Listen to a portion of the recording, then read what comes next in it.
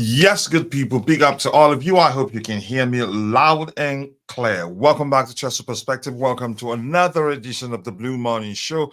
And today, I know we lost a game, and we should be reviewing the game. But I know that Pochettino's future will dominate our discussion today. But here's how I'm going to handle it. I will share the link to we share the link in the comment section, so I don't get to read everybody's mindset. It can be life draining because you end up reading.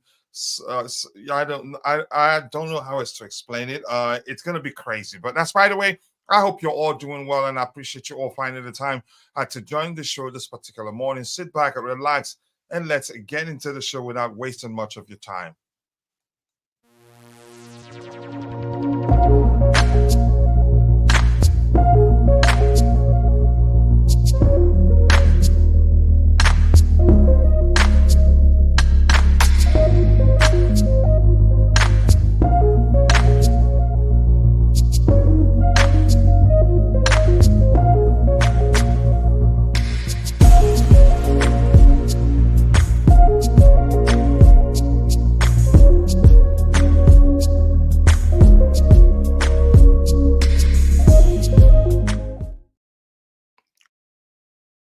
Yes, people, welcome back to all of you. I appreciate you all finding the time to join the show. It's another edition of the Blue Morning. Yes, and we keep it interactive here. So, more importantly, I have to go to the chat and say hello to everybody there. The first person, Alex D. Esquire, says, sack him now or Chelsea perished. I just wish that the feelings of the fans all are a demand for the manager's firing wields a considerable influence on whether that happens or not. But it doesn't. Anyway, big up to you too, Vic. Nice to see you. I appreciate you finding the time to join the show. I hope you're doing well. And Rich Moneymakers, big up to you too. I hope you're doing well. All other people in the chat, big up to you. Let's see, Rich Moneymakers, we had on paper good enough team to beat Wolves, but you know the game is played over 90 minutes. It's not decided on paper. Nice to see you, my fellow TAM guy, Jake. I appreciate you finding the time to join.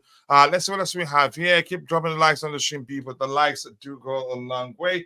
And if you're watching for one reason or the other, you're not able to participate in the chat, just know that we appreciate you. That's because you watching alone does go a long way. And I want to ask you for one favor, one tiny bitty favor, which is to take a second and drop a like on the stream for us to help us reach more people. Let's see a Fab tweet. Todd Klein joining Chelsea. I haven't seen that. Who's that?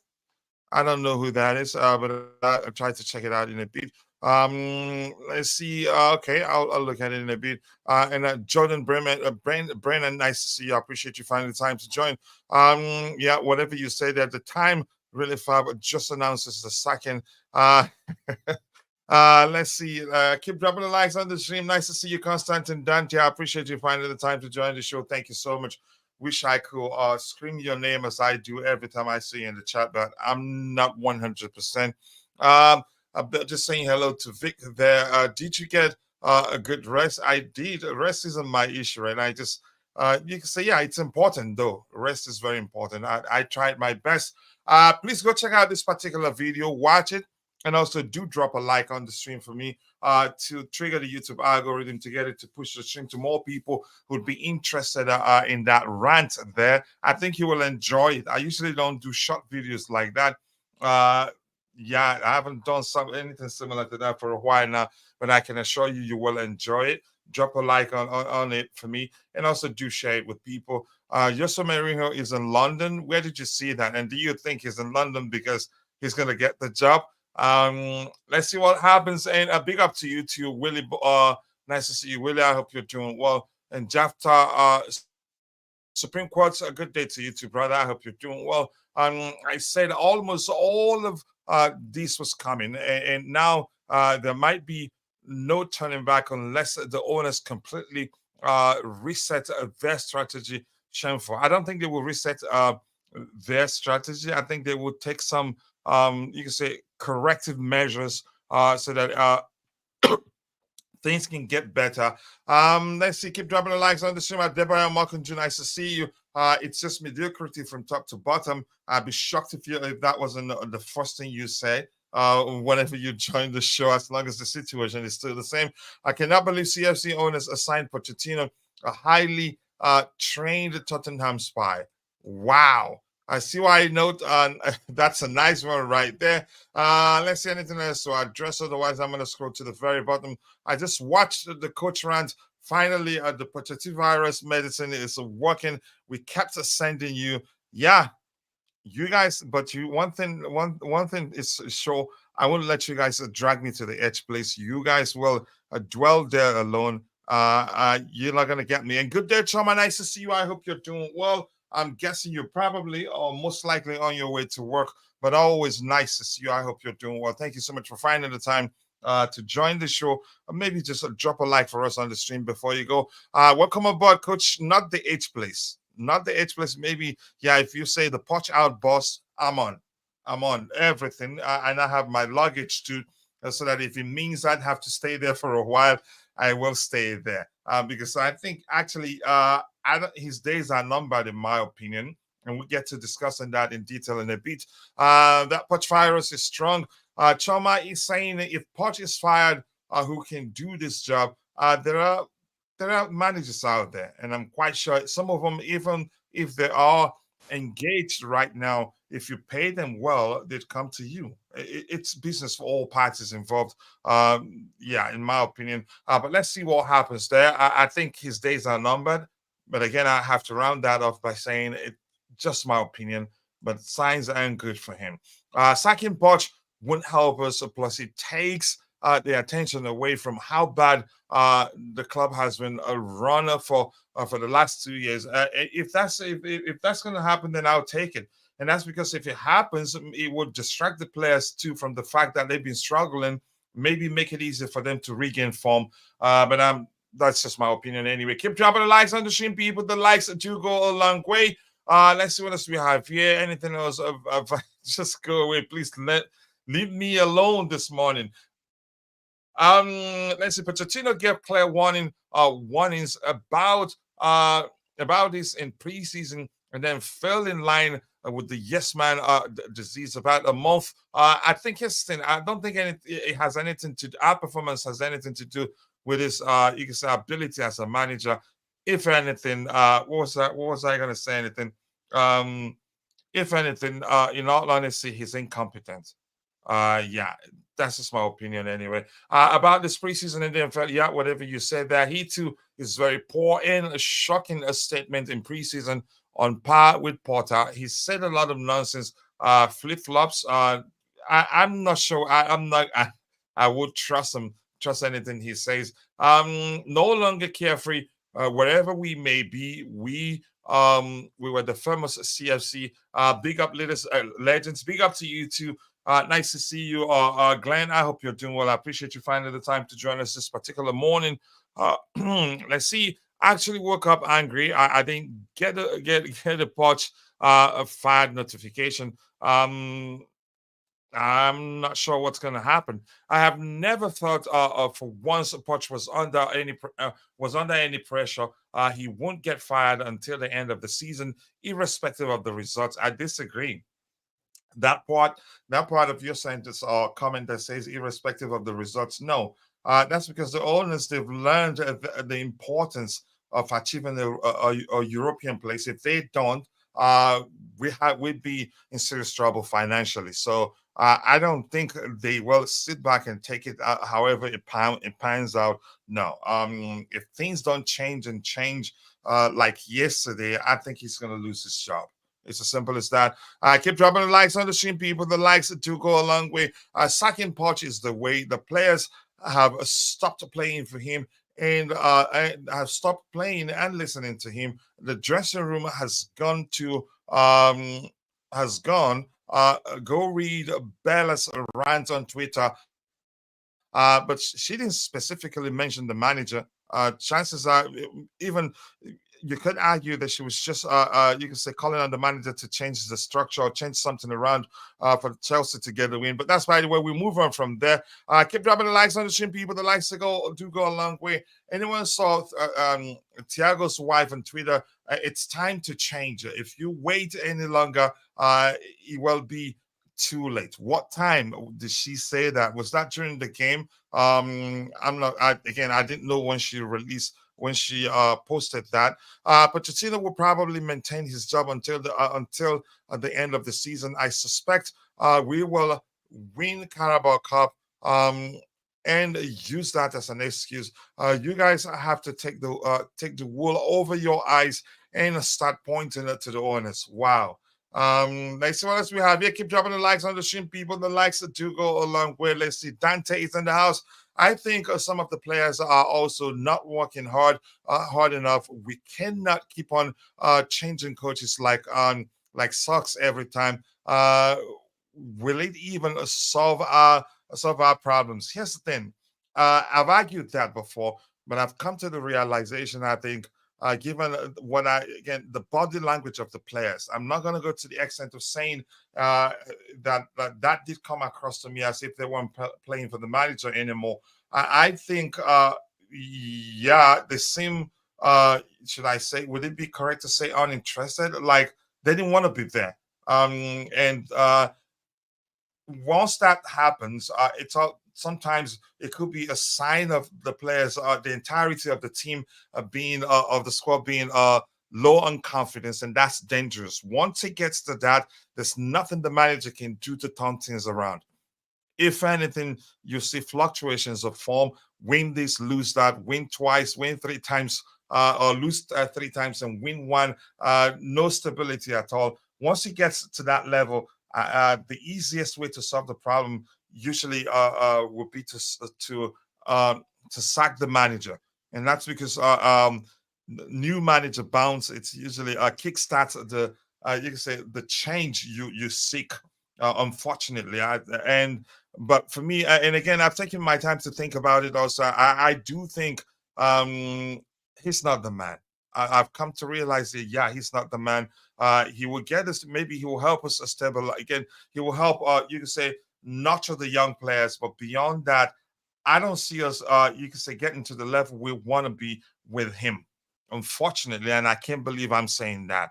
It took me time, but after watching us play, how we played against Wolves and the body language of the players, it's too late now for him. I think his days are numbered. And remember, I told you that. Upper hierarchy is divided. Some want change, others want to give him the rest of the season, which is a huge risk. And that's because if you give him the rest of the season, chances are that things could get worse, and we're not going to be participating in any European competition next season. And plus, if he stays on, chances are we'll get all our players, good players back, and if they're all again, and which will lead to us playing better, and that can actually mask his deficiencies as a manager, and he stays on, and and he will bottle it when it matters. We will win games here and there, make it into top 4 or top 6, and then, but when it matters, he's not going to be able to put up with the most talented managers in world football. And we've seen that happen. I'm not just making that up. It happened to him at Spurs, at Tottenham, and I was willing to give him opportunity, believing that he actually overachieved there. That's because they didn't spend enough to sign him the players he wanted at the time. But that's just me anyway.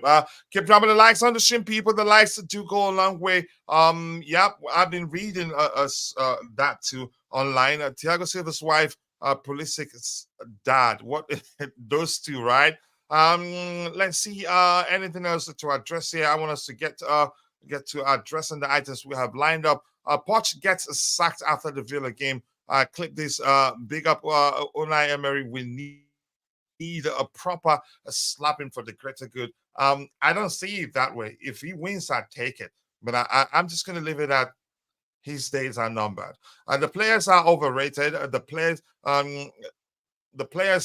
overpriced and have low IQ when it comes to football. Wow. That is some comment right there. Let's see. Sack as many managers as possible until you find a perfect match. Continued losses lead to unrest and financial problems.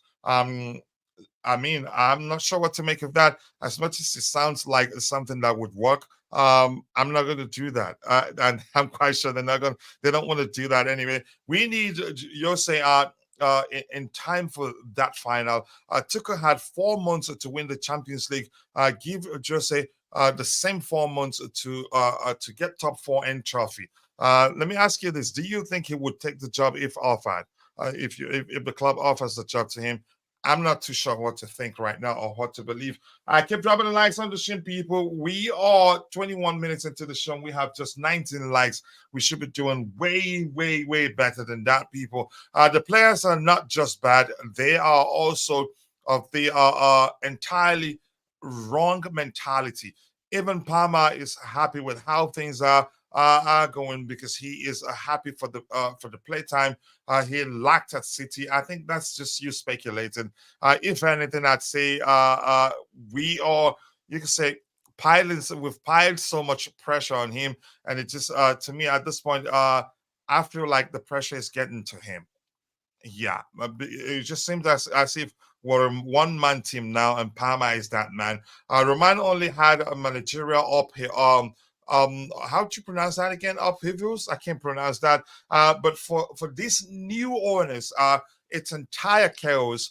From the footballing to the administration end, and the beautiful game is saying, Coach, am I allowed to time watch out? To time out Pochettino. No, they are entitled to their opinions.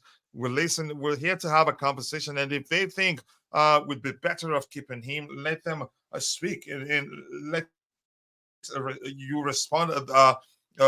However you deem fit. Top four gone with Poch in. Let's see. Coach, something has to change. If not Poch, then the directors. Something. 8 goals considered in the last 2 games. Getting embarrassed at the Bridge. I'm fed up. You could say that led to me. Let me say taking stocks and. Yeah, it's not looking good. It doesn't look like it will work with him. And I'm Poch out. I have to state that again. Yeah, the Blues. Let's see what else we have. Yeah, keep dropping the likes on the stream, people. The likes do go a long way. With our schedule coming up, I don't see him getting getting too much, to be honest. That's next month actually. Poch looks lost and the players look fed up. You could argue, there's no way to tell if that's the case, and I don't know, but I have my suspicions, and it drained the life out of me really thinking about the situation. No top manager is also a yes man. And you don't simply win with this transfer strategy. You need to mix it up with experience. I agree. Worst of it all, the loss of prestige. What promising player is going to want to come to a club in this state? It's a really bad look. So I agree with you. Keep dropping the likes on the stream. The likes do go along where we paid Tuchel 30 million, 21 million to hire Potter, and another 30 million to fire him. That's 47 million in total. Yeah. In the bean. Yeah. Coach, please, can you schedule a Potch out a celebration show? It's not gonna happen. You can't schedule a show for what something you're not certain will happen. This says Coachella Palmer literally said it. What do you mean? Said what? Yeah, he said that, but I'm telling you how I see it. Yeah, he did say he's happy playing. But there's nothing wrong in that. Yeah, in my opinion, there's nothing wrong in Kid admitting, yeah, he's playing now and he's happier than he was at City. I told you guys I saw some signs. If I was a player in that dressing room, I would not be happy with him. I would not be happy with him at all, or not playing. Here's the thing: is I don't think it's again. It has gotten back to an extent where I'd argue the players have stopped playing with him. For him, if anything, I'd say the most you can say apparent issue right now is that the players, you could say, they've all lost confidence, or you could say they're all low on confidence in themselves. and that's a huge issue and a very very difficult problem to solve. The likes of Mudrik, Badia, Sheila, all of them, it's not looking good. Let's see. After my research on Poch, and a lot of players in the PSG team was fed up of him playing them out of position. That's the least of my concern, really. That's okay. Gala would do whatever you said there, Coach. Did you not hear Poch's post-match comments? He literally he's literally begging to be sacked. He cannot cope. He cannot cope. We need to put him out of his misery. Yeah, I read something to the effect of him and the players not being good enough for Chelsea Football Club. That's shameful, really. Poch must go for Chelsea to improve the team needs Jose Mourinho. Let's see what the club does. Keep dropping the likes on the stream, people. The likes to go a long way. Big up to you too. Big up, Coachella. Nice to see you, JC. I hope you're doing well. I appreciate you finding the time to join the show. How deep have we dug ourselves? I think I saw a T-Rex fossil. Wow, that deep. That's concerning if it's indeed that deep. Let's see anything else. Keep dropping the likes on the stream, people. The likes do go a long way. Coach, why are you skipping our new name? Did I see that? Help perspective. Who's going there? I have no business there, and I'm not gonna go there. It is you, the Bluetooth game, and maybe Vic. There's someone else I can't quite remember. JC also. Yeah, he's going there. It sounds like Coach is flip flopping. He really loves the warmth in the H place. No, I don't.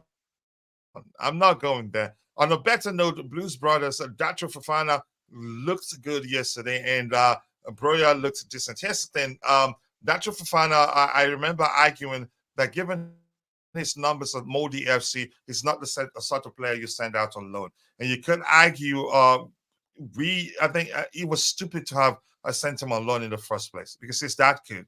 But we did not manage to start to life as a Chelsea player properly and probably lost confidence at the time. But I'm glad he scored 2 goals in just 26 minutes and helped Burnley to get a point from what could have been a loss for them. I keep dropping likes on the stream, people. The likes to go a long way. Showed us so much heart. Something we're liking our team. Yep, he's a fine player. This is to inform everybody the first class tickets, yep, to that place almost finished, right? We just have to come up with a logo. Okay, I'll let you guys have that conversation in the chat. A demonstration must be had. You cannot be protesting the Super League and the Rickets, but keep quiet with this shambles. I'm not sure how to argue against that, but you have every right to see things the way you see it. But that's right. I'm going to move on. Let's see what else we have here. It's a very rare for a person to admit that they are not up to the task. That's a very negative attitude. Whatever happened to the power of positive speech, we do not want that spreading. To me, I haven't watched the presser myself, but if he said that for me, I don't think it's okay. If I were again, if it were up to me, I'd fire him on the spot. In my opinion, coaching your picture, the people in the background and the place itself looks very much like a very hot place. I think I agree. I think it's a drawing. The Google bad use charcoal. I think that's what it's called. I can't quite remember. I said a while ago that a lot of these young players we bought from abroad, we will not get a chance to develop at Chelsea. Datro is not an exception. It's no exception. He's an excellent player, and hopefully he gets a chance to play for Chelsea Football Club because he's Chelsea through and through. Anything else to address here? Who's that red arrow pointing to? You could see it yourself there. That's why you were able to interpret what you're looking at on the screen there. So let's start addressing the items we have lined up. I'd like us to round up as soon as possible so that I can go get some rest. A lot of stuff to do today later in the day. Let's start addressing the items.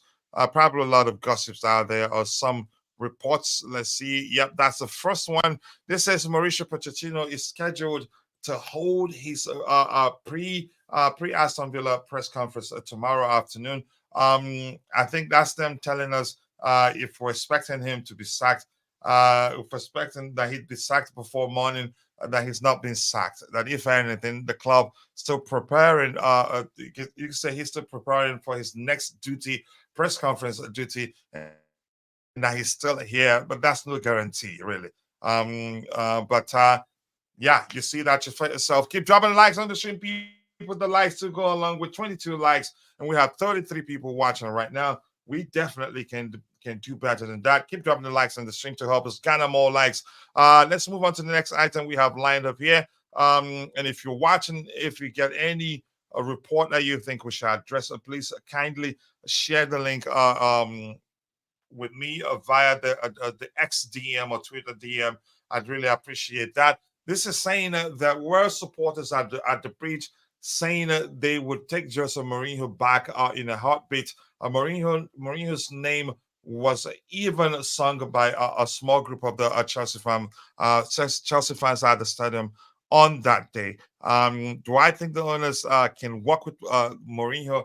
I think I've heard somebody talk about that, and my response was that he'd signed today and be sacked the next day, and that's because I don't think he's the sort of person that would tolerate some of the things we've heard that the new owners uh, that they do because it's still being done. I'm not whether I'm correct, I don't know, but I'm moving on from that one.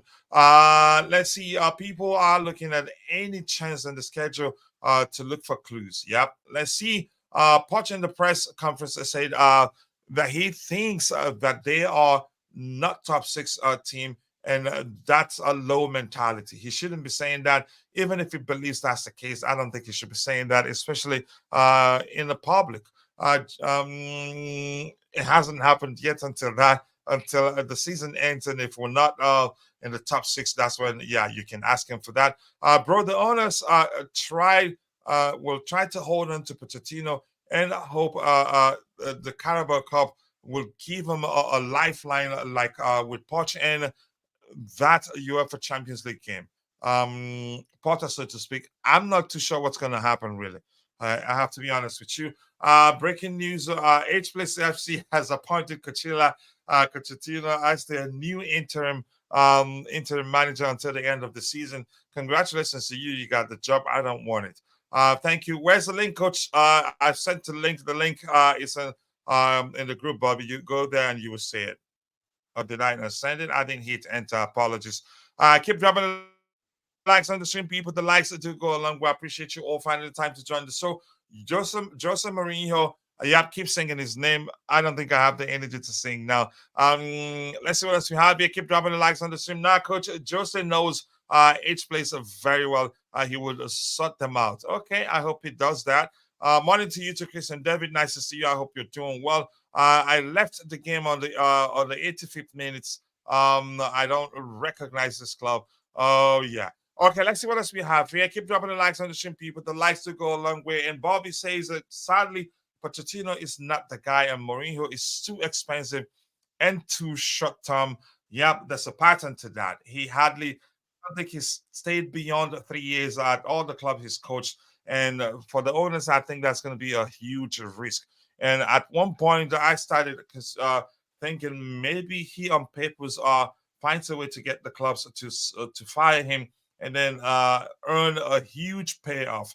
I think with total, if you look at how much he's earned from being fired from the clubs he's worked for, I wouldn't blame you for believing that. Yeah, maybe he on purpose gets himself to be fired so that he can earn a payoff. But you never know. That's just me speculating anyway. Keep dropping the likes on the stream, people. The likes do go a long way. I appreciate you finding the time to join the show. I'm not gonna lie, Jose wouldn't want to come with this environment. It's all money. If you will pay up, he would show up. That's just me. Just say it's not expensive. He is very expensive. If it's not expensive, uh, then once you fire him, you pay him off, and that's a lot of money. And I think he knows what he's doing, in my opinion. Zola as an interim manager, if possible, add Sar to him. Sorry to him. Sorry wouldn't want to be what's the language I'm looking for? Sarri would want to be the manager himself and not the assistant. And plus, he's not out of job right now. Like Dante said, Sir Gallagher to raise the money for Jose. Simply, okay, simple. You say there. Why are we being fuzzy? We have a fraud as a gaffer. Wow. Um, if I've learned anything about the owners, Jose is the total opposite of what they like. Yeah, I second that. And again, I don't think otherwise. I have to be honest with you. Keep dropping the likes on the stream, people.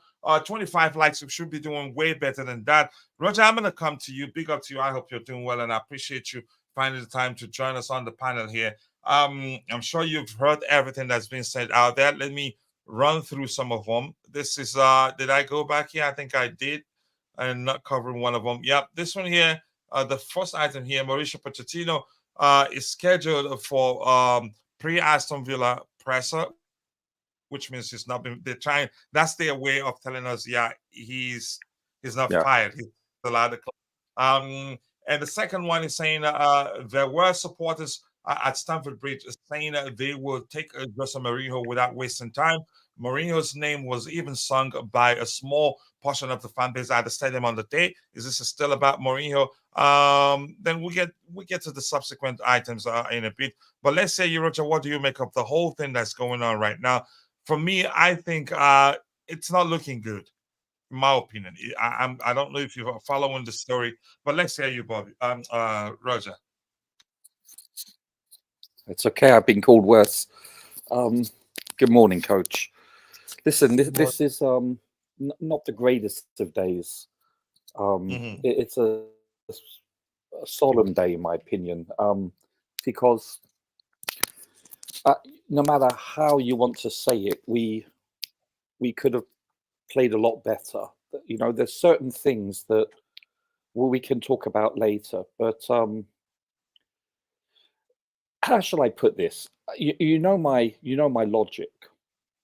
You know, Mm-hmm. yes, we can argue about player selection, like Sterling.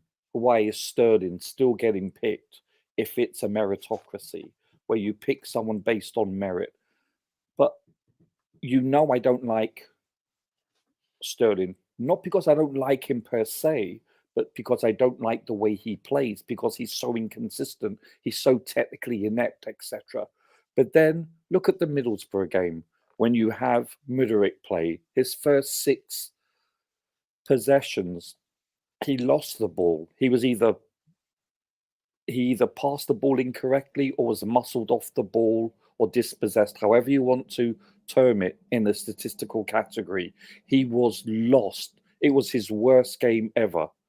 It was watch it. I beseech you, watch it.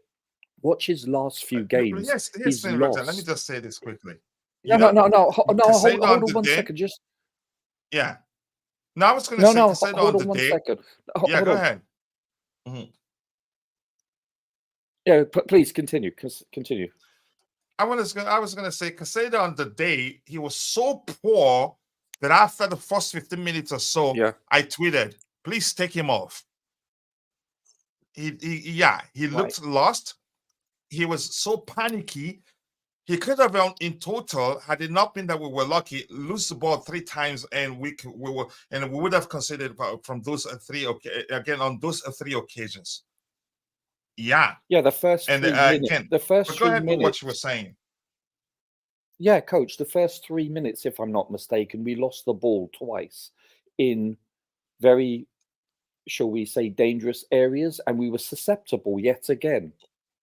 You're looking at Mm-hmm. players that if you look at the game yesterday, you watch it again, look how we played. We played, and this isn't the first time when where we're pressed up front, we we look very nervous. We look very unassured of ourselves. And one would argue, why don't you boot it further down the field and so you actually clear the press? But then who do we have up front that can actually hold on to the ball? We don't. Yep. We don't have anyone. See that's another reason. All you're doing is um, imparting pressure once upon. once more upon yourself. And that's what's transpiring. So, we talk about we need a number 9, we need a number 9. I beg to differ. We need a number 6, a prototypical number 6, like a Rodri, etc., a Yaya Toure. We need a big, physical, fast, technical, holding midfielder. Like West Ham's chap that went to Arsenal. We need someone like that, a Yaya Toure, of that ilk, cut from that same cloth. That's what we need more than anything, in my opinion. To be honest with you, listen, Caicedo, and this is what happens when you have a very youthful team. You saw that against Liverpool. We saw Silva. What did we see on the TV screen? We saw Silva talking to a lot of his players. He even turned around and started to shout at Petrovic for saying, "Come out and collect the ball earlier," if you recall. He can see, he's been there, he's seen everything in his career. He knows that this is a team that is teetering, that is vulnerable, that is susceptible, that is low on confidence because they're so young. They can feel the pressure. Plus, let's be honest, Stamford Bridge doesn't help. The crowd's not exactly behind them. You can feel the tension in the game. And that was, to me, that was another factor. I think the pressure of playing at home against the big teams. This isn't a big team, though. I mean, the pressure was applied from kickoff, and you could tell. Listen, Let me ask you this. I guess I'm hired. Yeah, hello, Bobby. I'm not bringing him now right now. I want to ask you this because that's what we're here to talk mainly, and that's the reigning thing. That's what everybody want to hear us talk. Let me ask you this, Roger.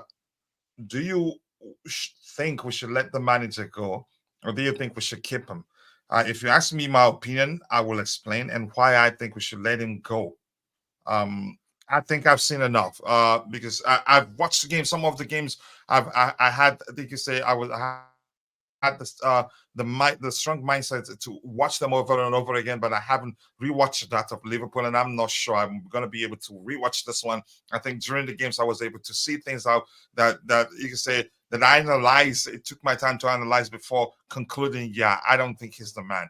And unfortunately for me, I strongly believe where we're at right now, the situation, the easiest path to solving the issues will be to let him go. But that's just my opinion. But let's hear you, Roger. What do you think? Do you think we should let him go? Do you think we should keep him? Do you think he can turn things around? Have we really progressed? I did see comparison stats online, comparing him to Potter. Yeah, I think we're worse off right now a bit. If anything, I think it's balanced. But let's hear you, Roger. Yeah, statistically, this time last year, after 23 games, we have the same amount of points. We were in 10th this time last year after 23 points. We're now 11th. What transpired after we terminated Potter's contract? We all concluded, with the luxury of hindsight, that it was a mistake, that we should have at least either terminated his contract earlier or let him finish the season, because bringing in a manager that is only going to be there for X amount of weeks or months is basically a dysfunctional environment. So if you want to do the same again, so be it. My philosophy. You have a look when we're 3-1 down. You have a beautiful cross from the right, and inside the 6-yard box, you have an open goal with a header. And obviously our number 9 misses that because he can't head the ball. We've all discussed this before. Execution. Even if he's told that if he gets it right, he will be cured of cancer, he will miss it.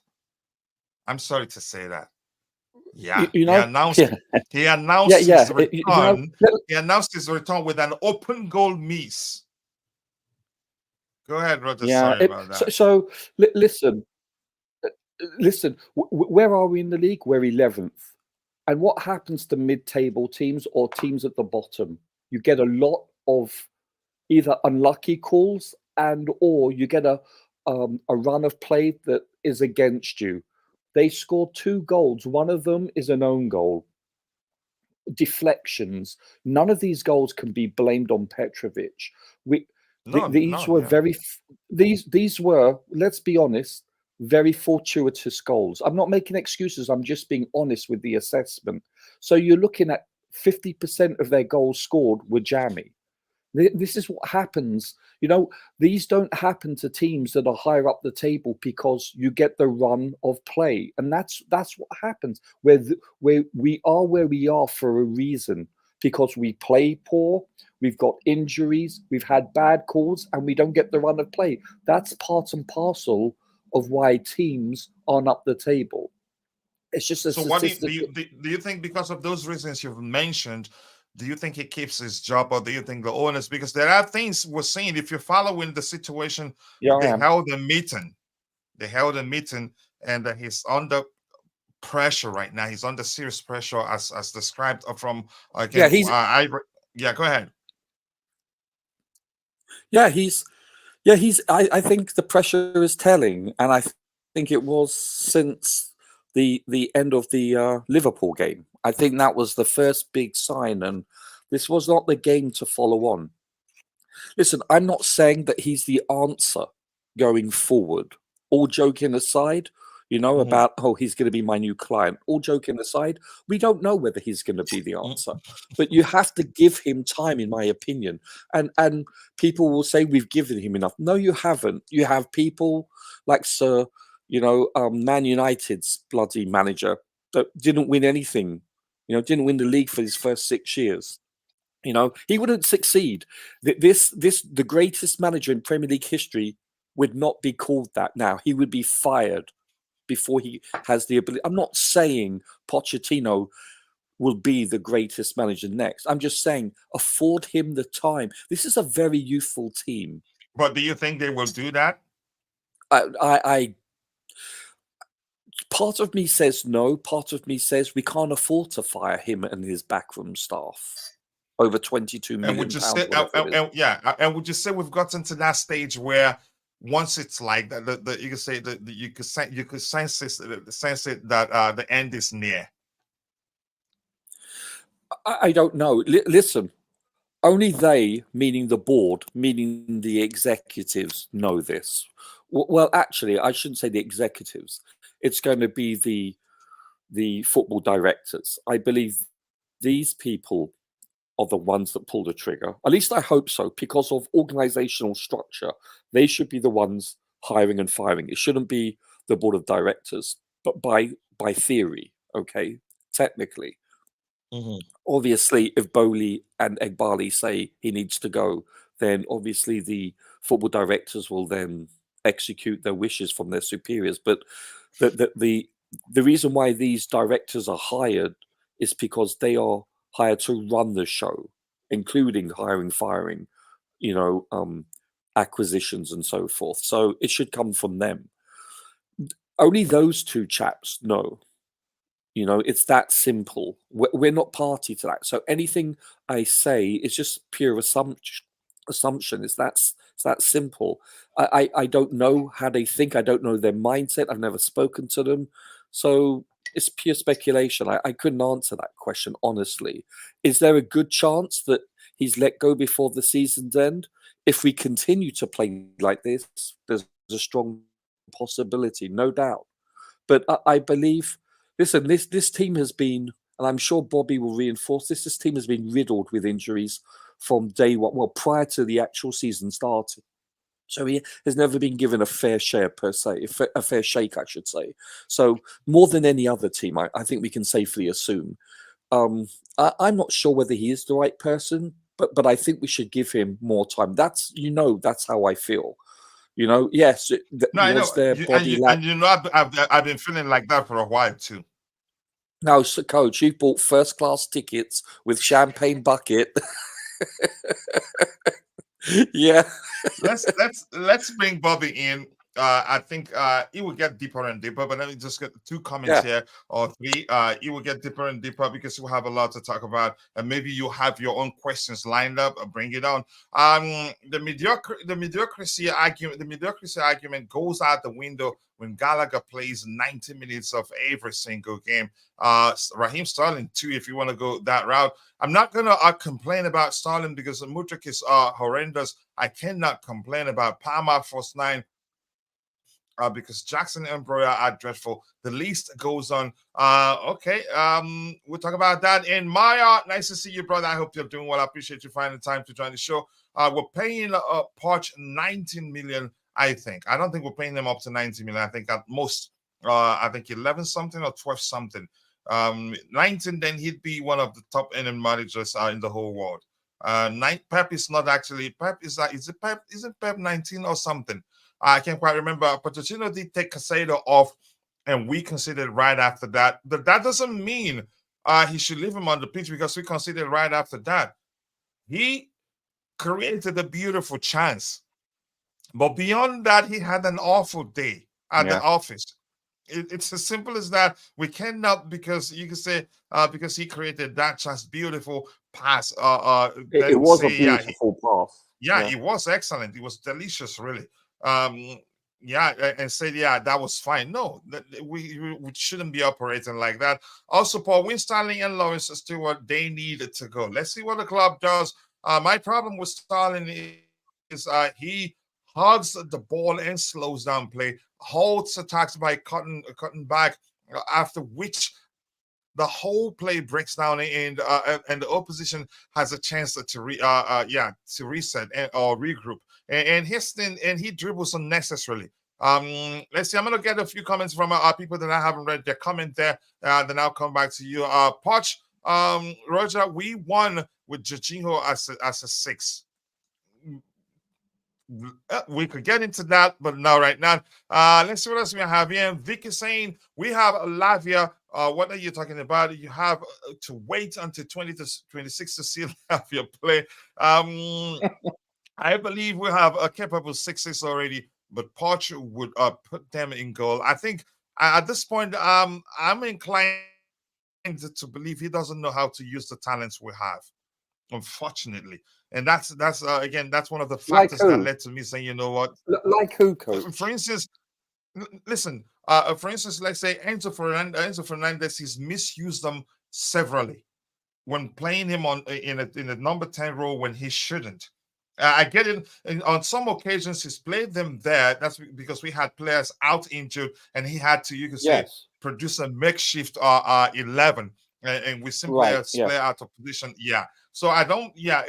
There are other things I've seen. How, for instance, he reacts to situations late.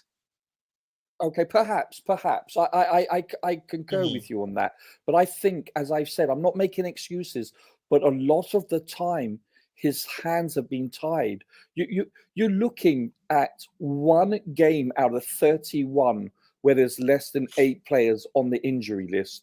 A lot of the time it's been between 8 and 12. In fact, the vast majority of games, you're looking at basically picking from a B team for the most part.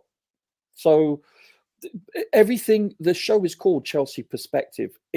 That needs to be taken into perspective. I'm not defending him. I'm just being honest with you. And then you're looking at and that makes it a good conversation. Yeah, and you look at the players that he has, they're so new. A lot of them haven't had a preseason. A lot of them are just returning from injury for a second or third time within 6 months, 7 months. Look at Reece, our best. Let's be honest here. We have one elite player, Reece James, and he's played 4.2 seconds this season. It's farcical, you know. I'm going to come back to you. Let's say you, Bobby, if you're there, let's say you, what do you make of the situation? Your opinion, do you want him gone? Do you want the club to keep him until the end of the season? I've made my opinion clear. It will be a huge risk to keep him till the end of the season. And that's because if it is clear now that he's not the person for the job or he's not the right man for the job, why keep him? And if he Mm. stays, we'll get all our players back and we'll start firing in all cylinders, playing well enough that will mask his deficiencies as a manager, and we'll think everything is all right until we get to a very important final, or maybe he faces elite managers and will not be able to match them tactically, will suffer a huge defeat, and everybody will go, yeah, he's not the man. I'm Coach. concerned, really, and I've given him enough time. But let's hear you, Bobby, and you heard Yeah. everything Roger said. So you and Roger are not Yeah. friends today. Big up, guys. I Preach, know you want. Bobby. I know you don't want me to talk because I'm gonna need a No, no, little no. I wanted time. you to talk. I was just giving I Roger need. I time to need land, time and I wanted him to. to land safely. I need Go ahead. time to. I need time to land this plane. Really. Yeah, go Look. ahead. Look. This is a convoluted and a complex situation now. Now, Mm, Mhm. I don't want to go right down to the very beginning because I would love the opportunity for somebody, or you content creators, since I'm not one of them, to please invite me to a program where I will take apart the Chelsea predicament, which is by design, starting from the government, the football authorities, all these officiating decisions. But that's another chapter. We're talking about the match yesterday. Now, Chelsea, as Roger has quite rightly said, have not had a team, or sort of transposing what he has said, has not had a team since the beginning of the season. That is the major root cause as to why we are where we are today. I'm coming to Pochettino in a minute. Now, this has never been a team. Pochettino is now panicking and he's now playing players who are coming back from injury and are still not fit, are not integrated with the team, have either not had a preseason or may as well have cancelled the preseason they had because they've been out for 5 to 6 months. And it's all, the whole team is new and young and developing. To cut a long story short, this is a time-based project. It has to be. Now, people are annoyed with the project. Why are you buying youngsters? Well, I think we've highlighted that in the past. FFP, reducing the wage bill. A lot of the prior team wanted to stay with incremental wages or wanted to leave. So we had to have a massive clear out. Thank God we were able to do it because people tend to forget and pretend that a lot of these former team that they think would have been our saviors now were actually downing tools this time last season. We all went through that. Now, another thing that's happening here is that a lot of these young players, people like Jackson and Modric, they're what I call grade A developmental players. They're still in development. And if they're in a mm, more settled team, they would be having bit part appearances, coming on as substitutes, especially in their first season. Certainly, it would have happened if it was the Pep Guardiola team, and they would be eased into the process of playing. But the fan base, oh, why is Modric not playing? Oh, why is he on the bench? We're always whinging and moaning and screaming and shouting. Why? Because we don't have patience. We don't understand what it takes to build a team at all. Not to mention build a team from the ownership to the boardroom to the directorship to the players to everything. And added to that, inexperience and youth. And added to that, a biblical sized proportion of injuries, including our best player. How many teams on this planet will sustain a top spot without their best marquee players?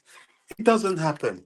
Take away Van Dijk Preach, from Bobby. Liverpool, they struggled. No, don't joke. Let me land my plane. Then we can throw in the jokes after, because this is quite a serious thing.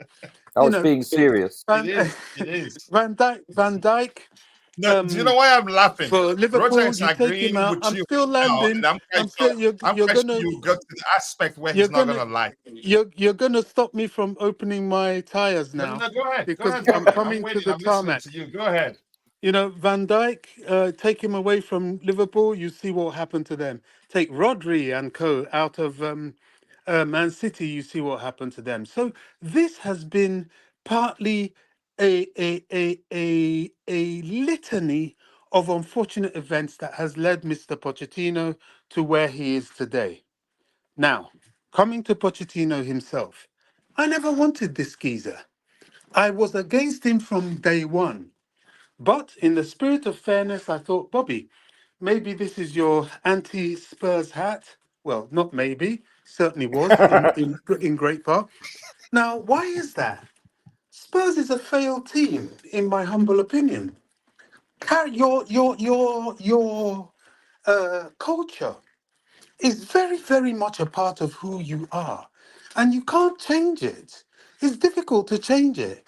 And when you don't understand Chelsea Football Club culture, you start doing stupid things like bringing Spurs ex-manager that won nothing with them to come and manage Chelsea. I hated the idea. But Potter was such a debacle that we would accept anything. And I thought, okay, he's with us now. Let's see how it goes. Maybe as the proverbial abused woman in an abusive marriage always tells herself, maybe he's going to change. Mm. Maybe he's going to change. Well, tactically, I saw Spurs yesterday. That's what annoyed me. I saw this weak-livered inability to respond to danger attitude. Now, coming back to our fan base, everybody and his dog. Play a back four, play a back four. They were even doing it to Tuchel. Oh, you got to play a back four, play a back four, play a back four, play. Oh, why can't you play a back four? We're not attacking enough. Oh, that's why we're not scoring. And look, you look at what you have, you take what you have to get what you want. Now, Chelsea, at the moment, they have a possibility of playing a back four. But with so many crock players and managed wing backs and so on, the best form of progression lies in your ability to be pragmatic. People like Tuchel were pragmatic. Back three, straight away. Let's get the defense right, get the midfield solid, and move on. Antonio Conte, the same thing. To a certain extent, even Sarri kind of did that, and certainly Mourinho would do that. That is the purpose. Forget your attractive, free flowing attacking football. Everybody wants that, but you do that when all your best players are available, fit, and firing on all cylinders. Then you can do that.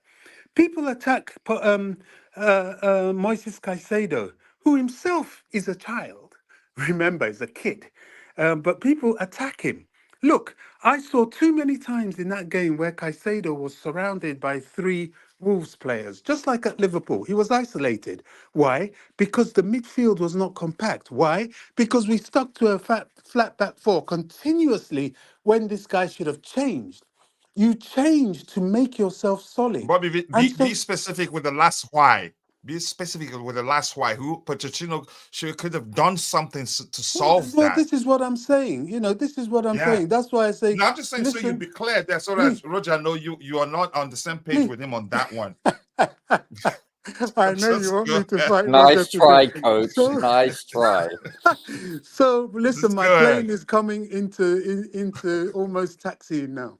So listen, he did not look at this game and say, right, flat back three, let's be solid, compact, and take it from there. Do we have the players to deal with a fast break?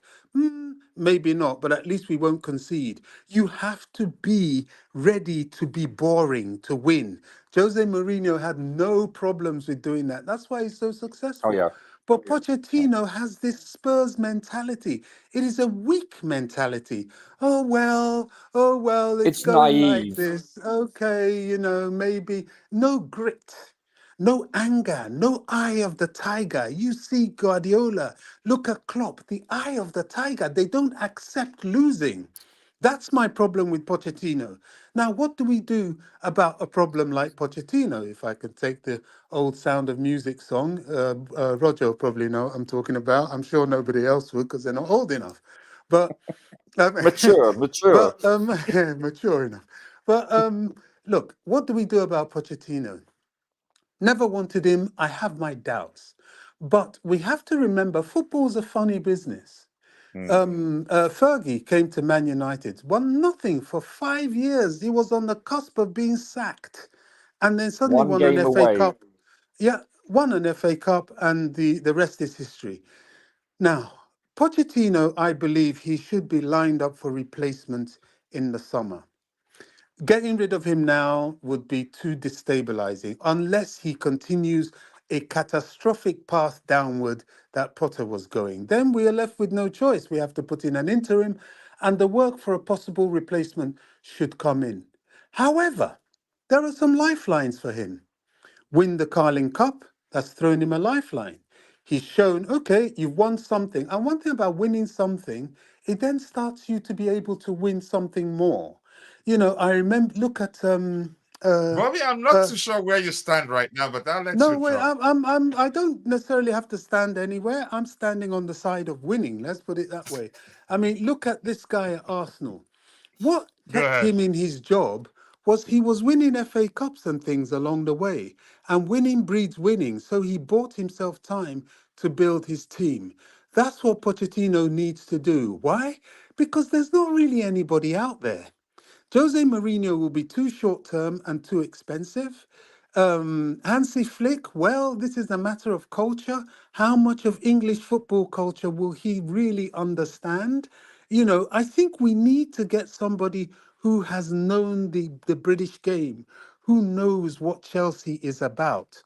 At least Pochettino has some sort of idea, but he doesn't have that winning schooling, which a cop could give him. Just like Roger, we unfortunately, coach, we are still shoulder to shoulder in the gang.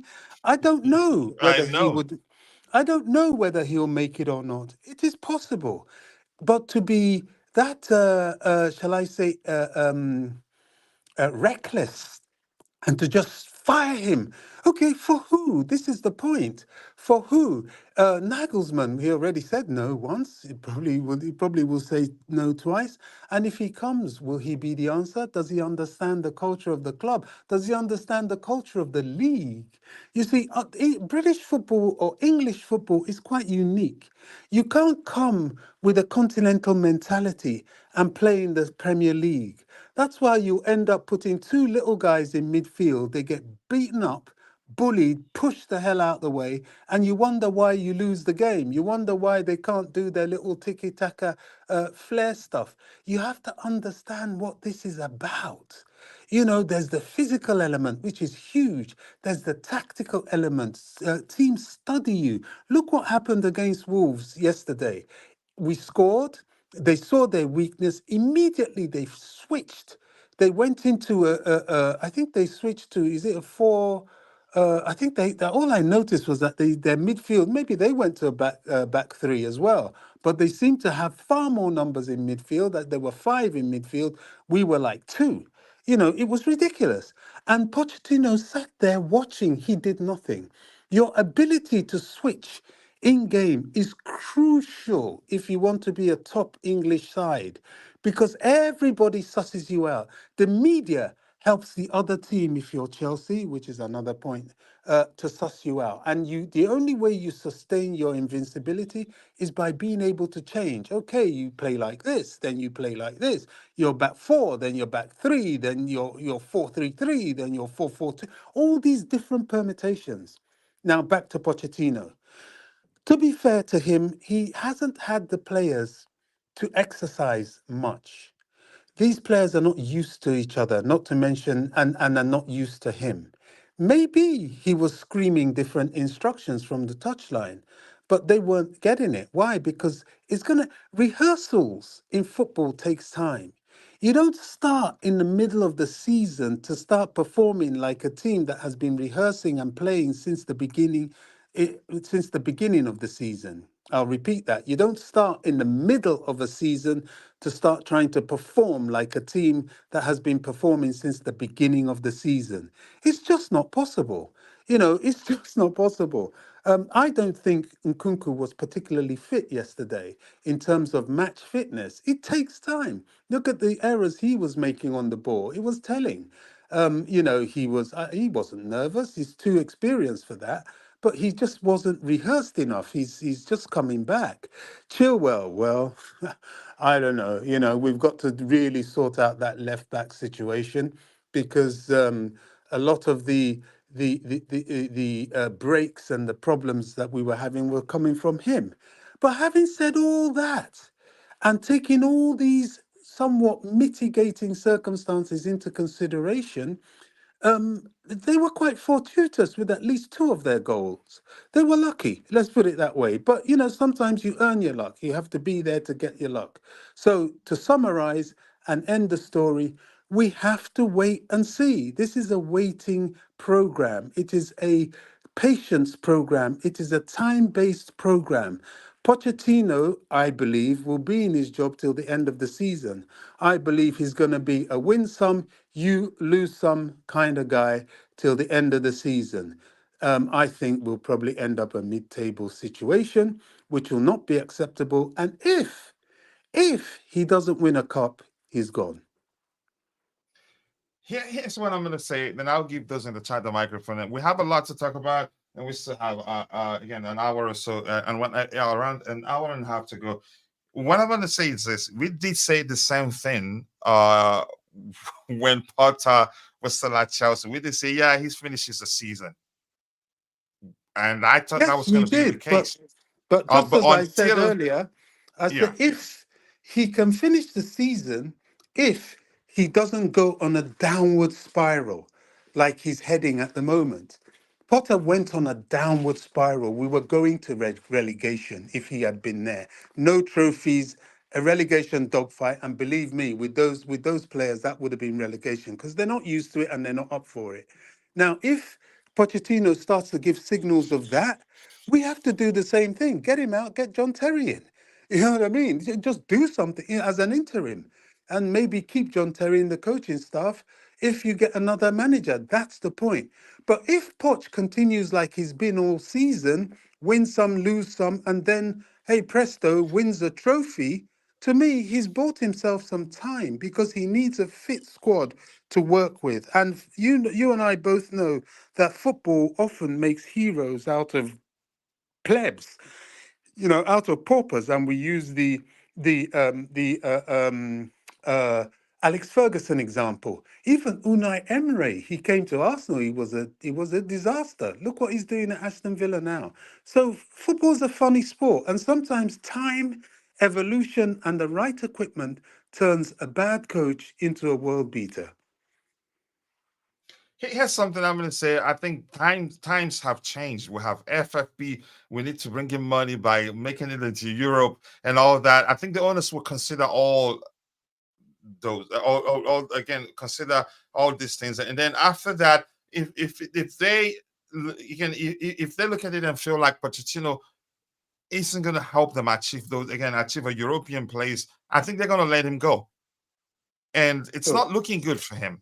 In all exactly. honesty, Coach, That's why the Carabao Cup is. yeah. If Go he ahead, wins Roger. You were that, saying something. then Yeah. he's automatically gone into the Conference League anyway. So, you know, that's huge for him. That's what I said earlier. He has a couple of lifelines. Carling Cup, FA Cup. If he can progress in the FA Cup, win the Carling Cup, he's giving himself a chance to be here next season. If he does neither, he's gone.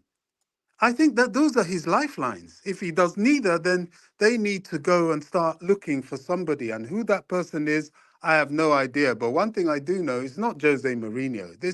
This team is too young, too in development for him, and he's too tactical in terms of how he signs his contracts. He will sign a contract for 3 years, put a huge buyout clause for him, and shaft if it Pay doesn't off. work in a year, Pay he'll off upset clause. everybody and force us to then waste more money on FFP to pay him off. I don't think we need that sort of toxicity around the club's coaching system. Roger, you were going to yeah, say I'm something not before I sure give those even. in the chat the microphone. Yeah, I'm not sure even if he does win the cup that it keeps his job. It all depends. I think. Yeah, I I do agree. agree. It is. Mhm. It is a It's not a lifeline. guarantee. I concede that, Bobby, but it's not a guarantee. Exactly, sir. Wow, the gentleman finally reads me. I also feel that I I also, by the way, valid points yet again, Bobby. Exceptionally valid points. I can't really, genuinely, all joking aside, disagree with anything you've said. Logical, No, I'm being serious. As I Coach is said, going to come for you. yeah, I'm joking. I'm willing to take that. No, it's true though. You haven't said a word out of place there. It's all valid. It's all logical. It's all factual. And I get your point of view also, because I feel the same to a certain extent. But as I've said before, coaches coach, players play. I just want to quickly say one thing, Coach. That what's his name? The Scotsman on ESPN. I always forget his name. The former Liverpool player, great, and the New England coach. He basically stated that Who's that? I forgot the gentleman's name. He always eludes me. Regardless, he's a Liverpool great. He basically was stating, I know who you're talking about. I've forgotten it as well. Nichols, that's Charlie Nichols or Nichols. something. Yeah. Charlie Nichols is the not Charlie, but Arsenal it doesn't guy. matter. Yeah. Anyway, go on. Yeah, you can basically coach. You can instruct a player from positional sense. You can instruct a player on the training ground 100 times, but once that whistle blows, that player often, on occasion, doesn't know what to do, even though it's been coached into their brain countless times. He was alluding to the fact that Stevie Nichols, he was alluding to the fact that, guess what? There are some players that only need to be told once, maybe twice in their whole career. But the vast majority of players, once that whistle goes, they just don't get it. And he was alluding to the fact with Chelsea that A, their players are so vastly young and inexperienced, and B, they may be the type of players that simply just don't get it. He was basically defending Poch, which I couldn't believe. I was dumbfounded. I'm sure the bottom of my jaw was hitting the ground. Well, So he was ex-Liverpool, isn't he? He's going to defend no, anything that's not good for Chelsea. no, but he was alluding to the fact that, you know what, he was. I don't think he was defending the players. I think he was defending because of his coaching resume. He understands, he's been there in the trenches as a player and as a coach, and so he was actually, shall we say, identifying with Poch about, well, why are the players doing this, and this? If you can watch that, his retort on that, I thought it was quite revealing, actually, and it was quite frank. I just thought I'd let you know. All right, let's get. Yeah, thank you for that. Let's give those in the chat the microphone. Constantine Dante says, I actually think Lampard will be better with these young players. He likes players that run a lot, and they're very young to run quite a lot for him, maybe. But here's one thing I want to tell you is this: Lampard, I don't think he'd accept a caretaker job again for Chelsea. No, I think if they call him, I think he'd say, if you want to give me the job, give me the job. But that's just my opinion anyway. Let's see. JC saying Roger is still trying to. I really do. I think Lampard will always accept any type of job at Chelsea, especially if he's not employed. I think otherwise. I think if you're not going to give him the job on a permanent this time, I don't think he'd take it. Fair enough. I don't know. It's just a matter of opinion. Yeah, I think he actually said he feels the draw. He feels a sense of responsibility towards the club that he can't turn down. He said that in an interview before. But I get what you're saying, Coach. I do, because he felt like a dead man walking there. He had no... Yeah, I get what you're saying, but I feel that his love for the club will always take priority. And whatever he does, if he succeeds, I hope so. He increases his stock. So it's not a bad job to take, if you know what I'm saying. It's not a bad job. You're putting yourself out there, and it's I an wouldn't want to opportunity meet for that. him to redeem himself. Here's the beyond the debate or argument whether he would take it or not. I don't want him. I don't think it's tactically sound. Really. Yeah, I don't think it's tactically sound, in my opinion. Yeah. Roger is still trying to gradually. Sorry. Let me read this. Yeah, I really totally agree. I think he need. Go for it. Good. Roger is still trying to gradually build up a case for keeping Potter. Poch incredible, and lo and behold, you see the story he told us. But Roger, go ahead if you wanted to say something so I can catch up. So we continue. Yeah, I am building a case because it exists, because it's valid, because of all the litany of reasons that Bobby has mentioned. I'm not saying Poch hasn't made mistakes. I'm not saying our owners haven't made mistakes. I'm not saying our players haven't made mistakes. Listen, you win as a team, you lose as a team. But Bobby, in my humble opinion, has brought up seriously a multitude of valid reasons why and where we are today. Does he hold some of the blame? Undoubtedly so. We're not denying that. A fool would do that. But you have to be logical here, and not everything is on Poch. You know, honestly, we have to put things in perspective. We've always said that everything isn't on him, but in my opinion, I've seen enough to know that it's not working right now, and I think but you have to give him could get worse time now. That's where I differ, because maybe it's because I grew up where managers / coaches were given a minimum of 2 years, maybe 3. It was unheard of to be fired immediately within the first season. It was virtually unheard of. Did it happen? Yes. But was it the norm? No. And that's just it. Yes, times have changed. You have to move on, Rog. I get that, because you have to win now. It's a win yesterday mentality because of the amount of money involved. Let's not kid ourselves. This is a multi-billion dollar / pound / euro business. There's no doubt about it. But listen, as I said, so Alex Ferguson would not be Sir Alex. He wouldn't be knighted, period, in today's game. He'd be fired within the first 6 months. Just a fact. Yeah, he would be. He'd be gone. Yeah. Yeah. Big up to you, Mitch, your boy, Scotch Poch, the host, the gist, Okie Donkey, whatever you like to be called. I appreciate you finding time to join. I hope you're doing well. Please kindly share the link to your YouTube channel. And if you're watching, if you haven't, click the 3 dots to meet your boy's name. Go check out his YouTube channel. Let's help him get to 2K subscribers as soon as possible. Roger is a very sensible man, always objective, but never agrees with me. Only Bobby, even if Bobby says Poch will be fired tomorrow, he will find a way to come around to stay. I agree with Bobby on something so they don't fight on the panel here. But it's okay. Everybody we'll wants move on. to see us fight. Maybe we should stage manage one, Roger. Yeah. Smart answer supreme. The blue finger twitching. Keep dropping the likes on the stream, people. 50 likes. We should be doing way better than that. I appreciate you all finding the time to join the show. I'm going to scroll to the very bottom, and now I will try the best I can to get your subsequent contributions in the chat. Apologies. There's so much. And if I try to read everything you have in the chat and slow-mo, the mode isn't turned on, which means, it'd be difficult to get everything there. Let's see anything else. Bobby was using gas to fuel his plane. I can't lie.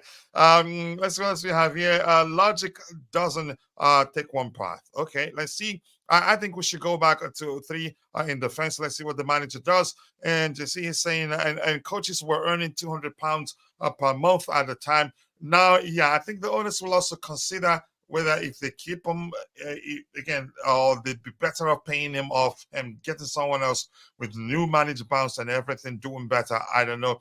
Enzo is wow. Aaron thinks Enzo is a flop. Okay, that's your opinion. Please, everyone who wants Roger out, use the hashtag in the. If you're watching, keep dropping the likes on the stream, people. 50 likes. Let's see if we can get it to 100 today. I appreciate you all. 63 people watching. We had 75 plus watching a few minutes ago. Let's see. How can a team that had no confidence take over and then lose confidence because Poch? And they never believed in themselves, but didn't take their confidence. They had won. Okay. Let's see. Keep dropping the likes on the stream, people. Roger out is trending there. Yeah, I agree. Mini trending, maybe. Let's see. Maya says, Roger, please. We gave him time. Enough is enough. Okay, get ready. You're gonna be hearing Roger every day defending him as objectively as possible. Roger, please. We gave him time. I think we've addressed that one. Anything else important here to address?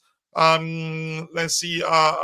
Mustafa, nice to see you. I hope you're doing well. I appreciate you finding the time to join the show. Thank you so much. I cannot thank you enough.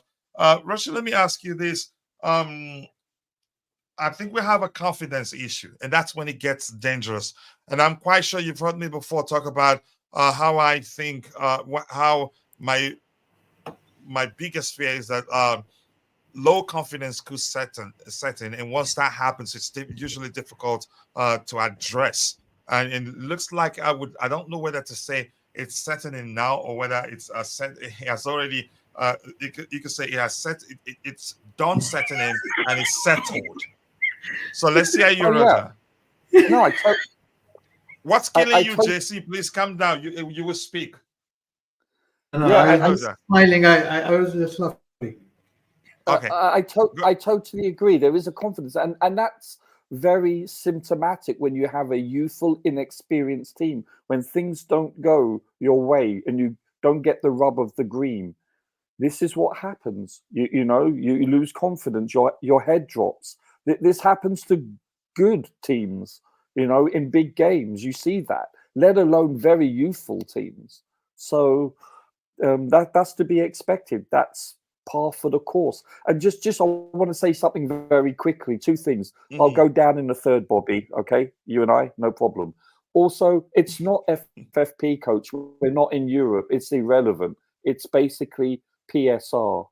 Okay, this is what is relevant to us. It's the profitability it's the, and what Premier sustainability report. That's the one that's pertinent to the Premier League, not FFP. Yeah, profit and sustainability report. That's what's relevant for us. It's UEFA's FFP. Because we're not in Europe, it's irrelevant, coach. Just to be pedantic. And by the way, here's where I'm concerned. Yeah, go ahead. But also, you have to look at the fact that I just want to quickly go back to the game. You look at Sterling's missed opportunity. You look at Jackson's missed opportunity. You look at Gallagher's missed opportunities. These are not very hard goals to score, and we didn't execute that. You can't blame that on the coaches. You can't blame two deflections on the coaches. So yes, did the players react due to adversity? Definitely, but that happens to virtually every team. It's that simple. Just being honest.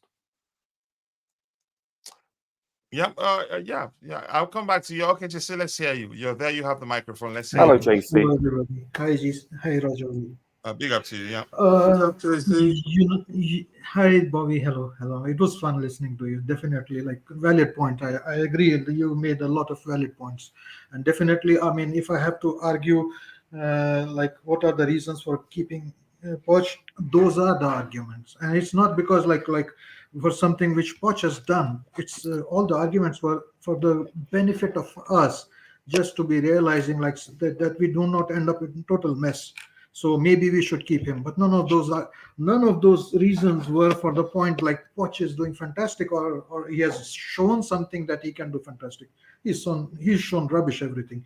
But all the reasons which you give are very valid, and they make sense that we need to be smart. Yes, but here's my point of view. We have seen him set up teams, and we see again and again and again the same problems. And the problems which we are having are the team balance problems, team setup problems, on the field problems which we can be corrected, but we have not seen anything he has done to make an issue out of it. He takes flowers one game in a month, and at times you can argue maybe it is Silva who's pushing the back line up, making the team compact, and then we have sustained attacks on the opposing team, and then we score. Is it really Poch? I don't know. I mean, maybe it's some players trying to do something and works. In against Liverpool, they just pressed the hell out of our back line, so we could not be compact. And again, Caicedo was left So alone did to hang. Wolves. Caicedo was left alone to hang there, and then you think maybe. I mean, this has been the same strategy used by every team, week in, week out, for since November, I think, and he's not done anything to change that or have a another plan or put some structural changes. He's not done that, and then we have Wolves again, and again same thing. I mean, is he blind or is he stubborn? Which one of the two? I mean, and then you look at it when he changed. Like, I don't hang Caicedo. I respect him. The boy has been alone trying to run our midfield against 4 people pressing him, 5 people pressing him. And the Poch setup is like everybody is on the corners and he's the lone guy. He's the midfield. I don't blame him. And I said yesterday, and I will repeat it somewhere. It was, I think, Tuchel once he put in Kante because we were not attacking very well. Our balance was wrong, and Tuchel put in Kante, and we scored a lot of goals. And after the match, in the press conference, he was asked, like we were expecting attacking substitutions. He says yes, and exactly I did that by adding Kante. I unlocked the potential of our midfield to go forward and the balance changed. And you can think that this was a defensive substitution, but it was an attacking. And I was hoping, put somebody alongside, I mean, maybe take one off Gallagher or somebody, put somebody alongside Caicedo, and we start to rock and roll. The guy removed Caicedo. It was like, I mean, what's he doing? Like, it's like putting down your trousers and bang, in 1 minute goal. This guy does not understand what he's doing. He does not see the problems of the team. And what is the guarantee that this will be seen moving forward? Like in 5 months, he's not seen anything. He's not changed anything. And if you look at that structure, has Caicedo been injured? No. Has Enzo been injured? No. Has Silva, Disasi been injured? No. So could he make these 4 like a Brighton, the way Caicedo, and play out from the back? He could probably, or maybe some other structures. He could change some things when it's not working. You change something. He's not done that. So we change it for the benefit of our sake of our sanity. We need to get him out. Because he will change now, maybe like there are rumors like, okay, finally he's thinking about 3 at the back. That's another 7 months with 3 at the back. And he will still see one small something he had to adjust. He will not be able to materialize it. He will not be able to see it. In-game management is zero. Why? Because he does not see those things. Let me ask you, Jesse, what do you think happens? What do you think happens? He's incompetent, coach. He's incompetent. I understand. I get that point. What do you think happens? If our management was like, if there were precedents to make predictions, we could do that. But this management and this ownership is new. From what we have seen, they try to stick around a lot. Although they fired Tuchel pretty quickly, and they like to work along with people who are more inclusive style of management. And believe me, Poch will be most inclusive right now. I mean, he will invite them to the strategy meetings if needed. No, that's the list of our issues. He's a good manager, we were told. I mean, come on. To be honest, like if I am speculating. Whatever I say right now will be speculation. If Bella Silva is saying it's time now before it is too late, they probably have been talking with Thiago Silva. I don't say this is Thiago Silva's opinion, but they talk in their family, in their houses. Let me ask you this. So what was it that she said again? What did she say? Just don't hold me. I'm speculating, but just don't hold me. Let me land on this. Maybe Enzo is also a Latin American guy, and he's also not happy where he's playing. And he is also having a double mind. Maybe Silva is having a double mind. And then there are guys who are like really Poch favorites, like Gallagher and all. Maybe our team is fractured, which we do not see. You call it man management. I don't think it is a man management.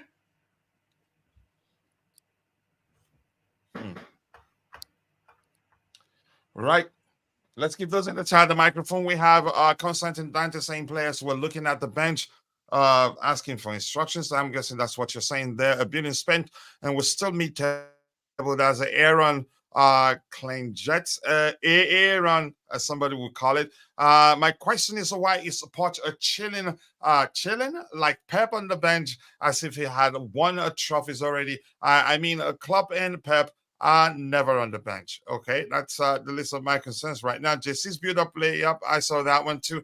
Everybody is to blame, including us, the fans, for having unrealistic expectations. I think we should. If you've been expecting us to come into the season and win the league or play at the same level as Arsenal, Manchester United, even Brighton, you don't know how to be realistic. The fans had their own sentiments.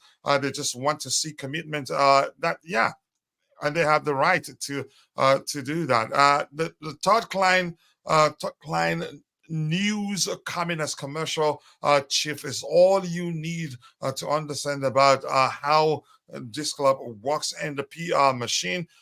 Keep dropping the likes on the stream, people. Santiago, good morning to you too. I hope you're doing well. I appreciate you finding the time to join the show. Overpaid for players that are below average. Okay. Can we try and keep the topics aligned? Otherwise, I'm going to start skipping them. Let's see what else we have here. He is stubborn. Okay, will you ask one, is he stubborn or he doesn't know? Chances are he doesn't see it. Yeah, he doesn't see what we see. Or maybe he's not seeing the things we've seen that we believe should have led to him making changes. He wants to prove his age. Maybe that may well be the case. We don't know. All we can do is just speculate. Yep, let's see what else we have here. Keep dropping the likes on the stream. The same system that's not working. The Zervi, a Skybet favorite to replace Poch, a 6-1. Another Brighton manager. Let's see. JC is Louis Rivera's favorite person. I shouldn't be reading that. Let's see anything compliments for JC there in the chat. But it's outdated. It's easy to read and counter. Even coaches like Gary O'Neill said it. And yeah, he said it and did the same thing and beat us like, we were from the Division 3. That's horrible, really. Let's see, new and full of fools. Poch stays. Relegation jersey equals to cup top 4. It's simple. Let's see what happens there. Anything else? Of course, even Nkunku and Palmer have declined in recent weeks. Poch is destroying these players. Wow. You're going to the H place, man, because you're taking it overboard. Even the most loving Poch fans say the top 6 minimum expected. Let's see if we're able to achieve that. It's not unrealistic to expect a decent level after spending 1 billion. If things go wrong, it's the ownership. And for poor spending and management decisions, this coach knows no proper tactics. We also see our players running, because because that is all what he knows. Wow, I know where you're going with that one. The best signing of the year would be a Poch signing. Okay, let's see. Roger, I'm going to come to you. What was that I was again? Did you hear or did you read? I'm not sure how correctly to phrase that. Report something, him saying something to the effect of him not being good enough and the players not good enough. If you've seen that, what do you make of that? That's that's the post. Would you say he's just being? Would you say it's some sort of miscommunication, or would you say deep down he meant that? I'm going to say something. If you listen to, for instance, Ten Hag in his post-match pressers, you look at him in bewilderment and think, what game are you watching? Because he's void of reality. But I'm going to say something. I'm very impressed, whether you like it or not, that Pochettino has been most forthright, most honest, to a fault perhaps, in his last two press conferences. He has been really, quite honest, which is not the norm for a lot of these managers, because a lot of them have egos, have an agenda, have a narrative, and or they want to deflect blame, etc. However you want to term it. But he was honest.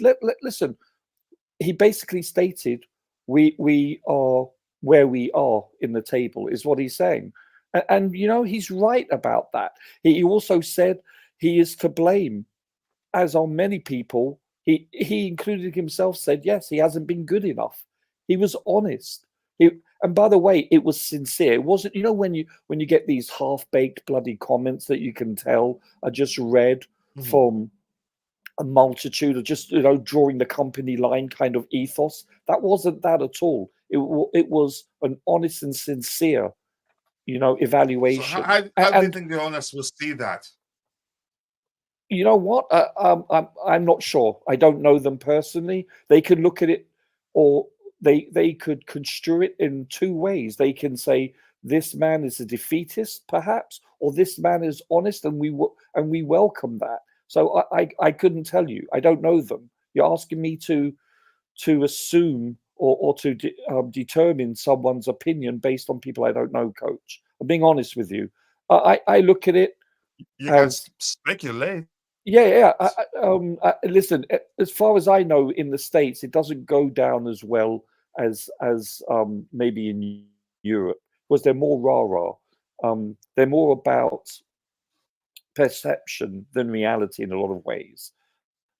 For some owners. Yes, sorry, you've lost your legendary status according to Rich Moneymakers. Go ahead, Roger.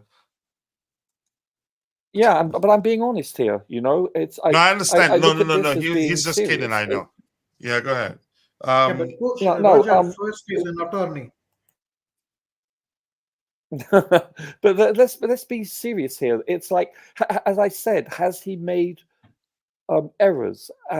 If you go back in time, would he do things differently? I'm sure he'd be the first to admit, yes. I don't think he's inept. You don't get to that level. You don't get to cup finals, if you're inept. Has he done things that I don't agree with? Yes, no doubt about it. Like, for instance, sticking with certain players, which is only natural because it's human nature to stick with the most, shall we say, experienced players. Because you look at a lot of inexperienced players, they tend to make more mental errors and they haven't been there before. Also, you look at maybe substitutions. Have there been 5, 10, 15 minutes too late, or not even at all? Yes, I totally agree. I'm not disputing the fact that he is part of the problem. I honestly and sincerely am saying that. I'm not just going through the motions. There are things that I haven't agreed with what he's done, and you know that. However, as I've said before, he is part of the problem, not the entire problem. I still think what happens if we go ahead and get another, let's say he's dismissed within the next hour, then what? That's a short-term solution, not a long-term. Look what happened last year and think about that. Roger, because I think we can all concur. Can I tap in here? That Potter should have gone either. That Potter should have gone either weeks before or stayed to the end of the season. Sorry, Roger, carry on, sir. Quickly tapping in. Nothing happened. I mean, if Potter would have stayed, we won't have won Champions League. Instead of finishing like 8th, maybe we finished 12th. Nothing happened. We had time to plan out our summer. And if Poch stays, there is very unlikely that we will finish in the Champions League places. I mean, nothing will happen. Nothing bad will happen if we make a change right now. We will not be relegated. No, I know that. No, I'm not saying we will be. So what's are we going to achieve anything? Okay, maybe the biggest debate why I suppose the decision is needs a lot of deliberation is Mhm. whether to play the final with him or without him, and that's a valid point. Yeah, he deserves, maybe because he has taken us to that point, but then we also know is like if he's going to repeat the same thing and we lose, then it will be even more, like negativity. But we have to see, like we really do not know what frame of mind he is in right now himself. He's apologizing all that, I'm going to change to back three, somebody is saying It's like not a some of good these. sign. Yeah, Here's why I say that's not a good sign. That's for me. That's no different from the time Potter started making excuses, started telling basically the public, yeah, coach started telling the basically the public same. how. Yeah, go ahead. We are in the I was. same situation as we were Mhm. in with Potter. The next week is our basically our season. We are playing the FA Cup with against Aston Villa, and then there will be the next coming few weeks is our whole season, and we will be in the final. After And that, the it's only over. difference, yeah, It's over the after only that. difference right now Yeah. The only difference right now is that he's not become as defensive as Potter became at the time when we knew, yeah, it's not looking good. But that's by the way, let's give those in the chat the microphone. I'll come back. I want to hear from Bobby whether he's seen that comment from Pochettino. And Roger was right. So sometimes he's too honest to his own detriment. Accepting that you're not good enough for the job. Why did you sign on the dotted lines in the first place? John, nice to see you. John, today, your brother JC is on the panel here. He's not in the chat, but I'm quite sure he will take some time to say hello to you there. We need the Chelsea ladies to come down here Yeah, big up, and show John. the men how it is done.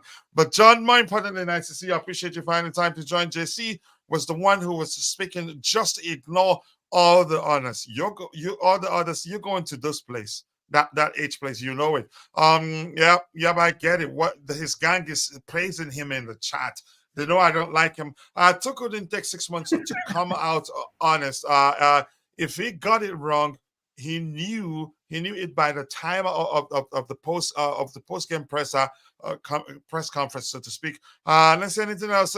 Chelsea 12 on the in the table. So sad, and that's Mohammed Saeed. Nice to see you, Mr. Saeed. I hope you're doing well. Why don't we go for Osherman this window? But I doubt he would have made a difference had we signed him. He was never going to come this window. His release clause is not active until the summer. Roger Poch did say that our players aren't good enough, and he said he isn't good enough for Chelsea. Low mentality, and Roger no longer legend for me anymore. Wow, he's gonna be crying right now, right? Let's see what else we have here. Poch being honest and sincere, it's just him hiding in plain sight. Get him out. I think that comment may well be an issue.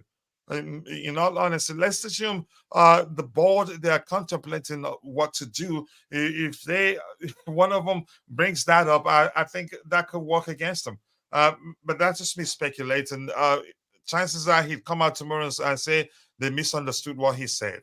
Um, let's see. I've just okay. Thank you, John. That's your thing. We appreciate you doing that. Keep dropping the likes on the stream, people. 2 more to get it to 60. Let's make that happen. And please go check out our sister channel. We're releasing content there on daily basis now. We're getting closer. I think we need about 45 more subscribers to get to 1,000 subscribers. We're getting there bit by bit, and we'll get there soon. From Indonesia, Mohammed Saeed, nice to see you again, brother. I hope you're doing well. Let's see. Yep, beef up the likes, people. Beef up the likes. Hello from Bali. Thank you for joining us. I hope you're enjoying yourself here. Yes, I'm gonna scroll to the very bottom. Bobby, let me ask you some question. Did you see the comment? What do you make of it? And do you think it be an issue from the perspective of the owners? Again, for me, that's a problem. But let's hear you. The fact that Yeah, he's not good enough. can you Yeah, hear me? yeah, crystal clear. I had to switch device for a little No. while. Yeah, listen. I heard his comment. He was referring to the game. He said that we were not good enough on the day. He wasn't good enough. He said everybody wasn't good enough, which is fair enough. I don't think comments like that, as truthful as they are our issue, to be brutally honest. I don't see, he just said the truth and that's it. What we're looking for is the way forward. Now, people are saying that he's saying, oh, we'll go to a back three. This is, in my view, after the horse has bolted, because he should have done Mm, that all along.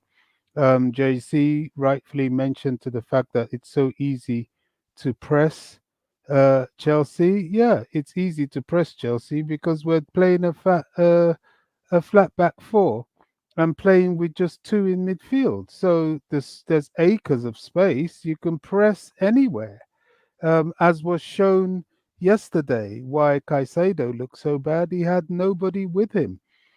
So that's my angst against Poch, is that he has allowed that to happen. He hasn't shown the tactical astuteness or reflection to act upon that. But his mitigation are his injuries. He's thinking, well, with the squad I've got, I'm playing a back three. Who will be on the wing back flanks? Which is an issue. Now, not only that, he'll be thinking, well, I'm playing a back three. Can I trust these guys to execute that? Have we rehearsed it enough? Because we've been rehearsing the back four. You see, all that is down to him, yes.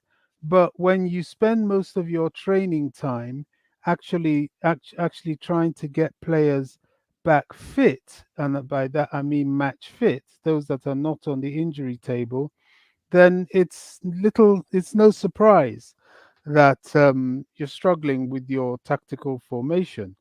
Is that good enough? No. I repeat, and I go back to what I said in the beginning. Poch has two lifelines, which are three really: the cups, and to stay at least mid-table in the league. If he wins the Carling Cup, that's a massive lifeline to him, because he would have got the team into Europe, albeit the lowest European competition, but maybe that's what this team needs right now. And he would have bought himself time if he remains in the league. Now, are the injuries a big problem? You bet your life they are. The transfer business in the summer has to really, one, look at the injuries and what we can do about bringing in top players to be able to sustain us for the season, and two, look at players that may not really be good enough. Jackson, is he good enough? He shows flashes of brilliance, but he shows he's a development player. This is just the reality. He's not a first team player. Same with Mudrik. He's also a development player. Why these players are being played is because of their price tag. We're being dictated to by finances, just like with everything else. The reason we went down this route was because of the profitability and sustainability regulation. Now, in order to keep with that, which tightens next season, by the way, we've gone down this route of youth. I don't think it's a bad idea. I think it's a very, very good idea. But we've been punished by the fact that many of our key players to take us through this project in a respectable position have all been out injured. And people, and the bad buy, which is really down to Bowley, is it his fault? Maybe not. He doesn't know enough. This was why I made that point about understanding not only English football culture, but your club culture. If he had looked at Sterling and he had been following English football um, um, astutely like we have, he would have seen that Sterling is not a player to invest in. He would have seen that Sterling is not a player to give 300k a week. Most of us did not want him, but he came to us along with the Koulibalis and so on of this world, who fortunately we were able to offload. And he's been a passenger really ever since in terms of his wages. So, all this, there's the financial side of it, plus there is also the playing side. Now, people like Modric and Jackson, you can forget about getting rid of them. There's been investments into them, but they have to be either off the bench or be playing via the development system into the first team, or have a little spell on loan. Certainly, in the case of Modric, that might do him some good. Maybe go to a Fulham or a West Ham for a season, or a Crystal Palace for a season, and I'm sure both those would absolutely love him, and him get used to the Premier League and get used to the rhythm of the Premier League. The problem with that is that he comes back still not used to his teammates. This team at this point desperately needs stability. It really does. It needs stability in the coaching staff. It needs stability in playing with each other. If there is going to be any decision to the detriment of Pochettino made, he has now till the end of the season to redeem himself. If he goes on a downward trajectory like Potter does, he's gone. And that's not really a good thing for the club, because, that means we're going to start all over again with a new coach, and the players getting used to this coach, getting used to their systems. And, it's an instability that youngsters don't need.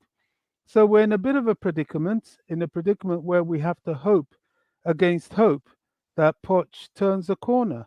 But I have to say, it's very, very disturbing, some of his in-game disabilities, for want of a better word.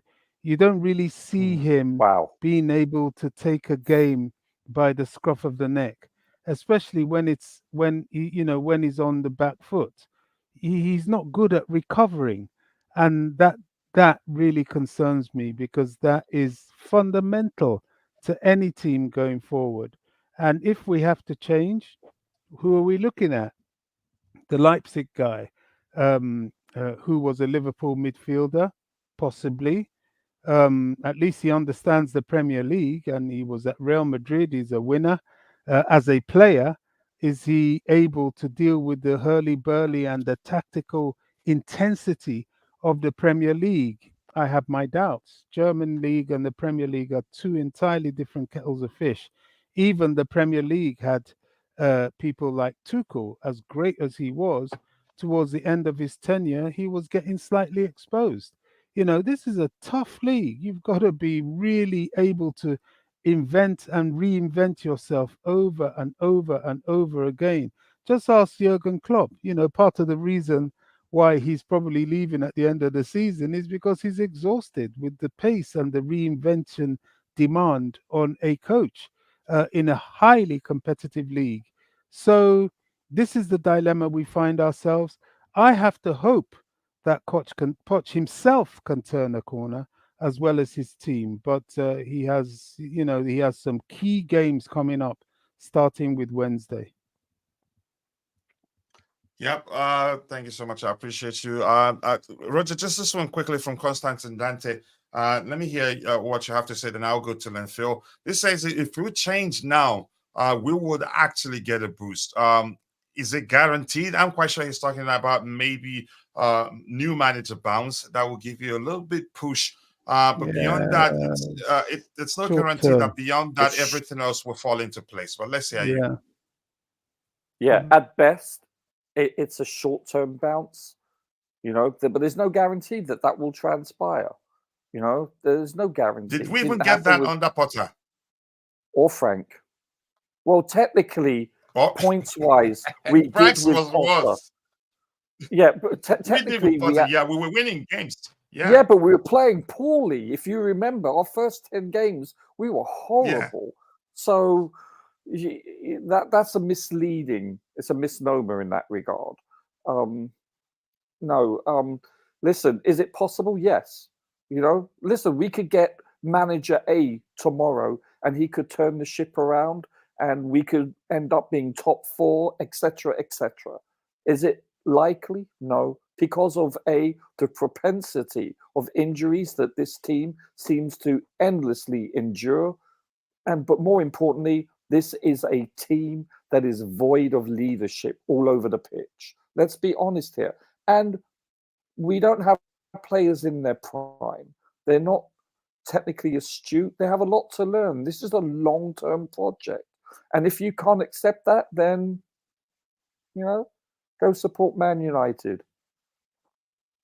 Yeah. Too Thank soon? you. Phil, just give me a minute. I'll come back to you in a bit. So yeah, I didn't catch that one until you said too soon. Without him in the final, and I don't trust him. Let's see what else we have here. Okay, John Webb is saying it's time to move it to a back three. Enzo and Casado not working. Which of our recruits gets into our sports team? We need to get players that will fit into how we want to play. Okay, thank you for that, John Poch. Plays like that against Villa, we get beaten 8-0. Okay, Mudryk costs us 80 million but barely plays. Why is this? I'm not sure I can answer that question. Let's see. We needed to sack him before City gives us a double salary 6-0 at the Etihad. Wow, you're really concerned. After what Poch said in the presser, our management will be dumb to keep him. No mentality, you not the sort of mentality you want around these players, especially young players. And that begs the question: how are these players going to take that? I think that's a dangerous comment, really. And for me, I would take him for his words. In all honesty, since you guys are saying he's just being honest, then I'll take him for his words. Yeah, you're not good enough. But that's just me anyway. Imagine hearing your coach say he's not good enough. Yeah, I'd take him for his words. And if anybody says, yeah, he's just being honest, that's even the reason why I should take him for his words even more. Maybe he didn't mean to say you're taking that out of context. No, you're taking it out of context. Have you watched the presser? No. Here's my point. I'm saying, and remember, you didn't let me drop. If you want me to land very rough on a hard surface, right? Here's the thing. That's a weak argument. It is, but here's the thing, Roger. Really the weak. truth is, chances are he didn't mean that. Wasn't what he meant, or maybe No, didn't know he did. how people, he did. We're going to interpret that. No, then Coach, take him for his he words. did. No, Coach, then he take said him for on his the words. No, Coach, you're taking it out of context. That's just it. He's basically being honest, saying we weren't good enough on the day, including himself. So it's an honest assessment. Come on, Coach. That's weak. I expect better from you on that. Come on, man. That was weak. But that's the sort of comment that leaves room for you can say plenty of interpretations. Yeah, anything is. Yeah, anything is open to interpretation. But that's not a strong argument, Coach. Okay, listen, you win. You can honestly and sincerely argue that his in-game management is not the best. It's sometimes 10, 15, 20 minutes too late or not at all. Do you understand? You can base an argument with merit. And that lacked merit, in my opinion. I'm being sincere here. I'm not being rude. I'm just being sincere. I understand. Listen, and you were correct. But let's go ahead. I have many things that I don't agree with him. Do you understand? I'm not saying he's the perfect coach, but listen, there's as Bobby has eloquently put it, there's more than meets the eye. There's a plethora, a multitude of reasons why we are languishing mid-table for the second consecutive season. Not just him, but it's a multitude of reasons. No, so I'm well acquainted with the reasons in question. You know that quite well. Yeah. So we're having a conversation here, and Ancelotti failed at Napoli and Everton before returning to Madrid. I remember everyone saying it was time to retire, finish until Ancelotti, blah blah blah. My point: club structure matters. I think I agree with you. That does in so many ways. Let's see. Sounds familiar. Let's see. Watching the men play football is like watching paint dry. Watching the women a lot more better. Don't you agree? John, don't do that to me. But I agree anyway. Mark Cardozo and Fadinho, nice to see you, brother. Let's not forget Gusidink is free to take to take us through the season. Who think Gusidink at the time, you could say he accepted being a caretaker manager on occasions when he did that because he was, or maybe they're still friends because he's friends with Roman. I don't think he'd probably pick his call if this guy's called him, except if they're going to pay him something special. Plus, Hiddink is quite outdated now. I don't think know he's been out for so long that potato head. It's pointless. It's pointless. All right. There was a point I wanted to allude to. Just but I've forgotten. Would you mind so that let Phil say something, then you can come back because he hasn't spoken. Francis, so to speak, if you don't mind, Bobby. Francis, go ahead. You can speak. Hello, good morning to everyone. Good morning. Good morning to you too. I appreciate you finding the time to join. How have you been, man? I want to talk about that comment that he says he wasn't good enough. It's for me, I think it is something to argue about because look at where we are on the table, okay? Look at where we are on the table. We're 12th, and then you put a comment out there like this, and we need to remember, guys, why we brought 11th as the coach. Okay, 11th. I don't know why I see 12th. But you need to remember why we wanted an elite coach. Force a habit. We wanted an elite coach to work with these talented youth players, these young players who's supposed to be the next big thing. So that means that to help these young players that we bought, we need an elite coach that's supposed to develop them. Imagine being young in that Chelsea locker room right now, losing games after games. Francis, just quickly. IBZ, if you're watching, apologies that we haven't reached out to see how you're doing. Now that Francis is speaking, he sounds a bit like you, but apologies. I'll try and reach out today to know how you're coping, you're recovering. The other day you were you were backstage, and by the time I tried to add you, you left. So, but I'll reach out. I'll try the best I can to reach out to you today. But just know that we love you and we miss you. But more importantly, get well. Go ahead, Francis. Sorry about that. Yeah, no problem. So, what I'm basically trying to say here is like, if we build a project, we need a coach who's supposed to also support these young players that we have, these high schoolers. That's what I call them.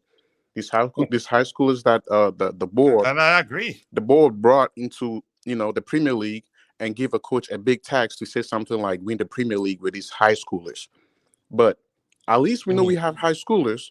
But with a proper coach, he's supposed to motivate and give something for these players to play for.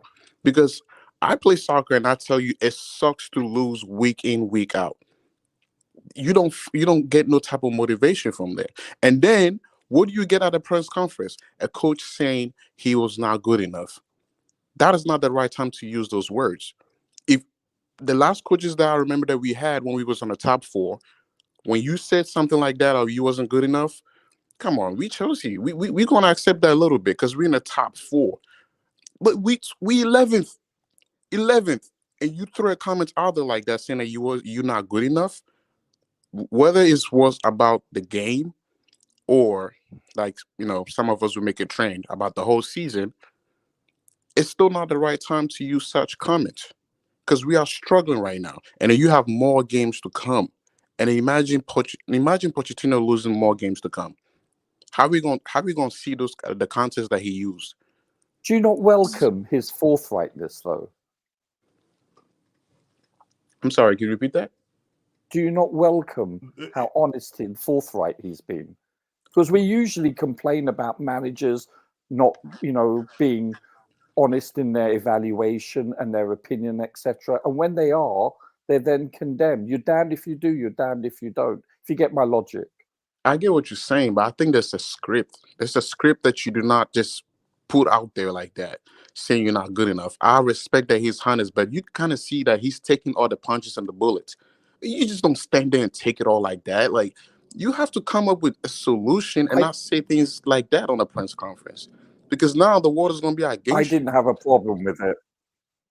Yeah, I know. I didn't have a problem. But Roger, you know quite well there are a lot more people who have issues with it because I was on X when he said that. Got fired. We lost 4. Who gives a damn about X? Okay. Here's So no, would here's you what I'm saying, rather? Roger. Well, hold on, My hold point on. is, Hold on. Coach, let me drop. Would you rather Go have ahead. Ten Hag saying we were the better team, we dominated the game, we were unlucky? You know, would you rather him say stuff that is factually incorrect and bombastic, etc., etc.? Would you rather have someone that is impervious to reality?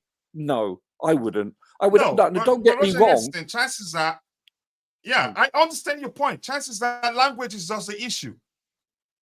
Oh, you Do you mean know what because this it's his reminds second me? language? Yeah, Excuse this me, reminds sorry. me. This No, I was being reminds me when Todd sincere. said, when Todd Bowley said, "We'll figure it out." You remember that? You remember when Todd Bowley said, "We'll figure it out"? Vaguely. You know, yeah, exactly. That was an issue too. Here's the thing: I totally understand. There's a chance that it's just a language issue. The language It's he used. hyperbole. It's hyperbole. Yeah, exactly. So, but I don't blame anybody taking it and running with it. For me, you know fully well, deep down, it doesn't really matter to me.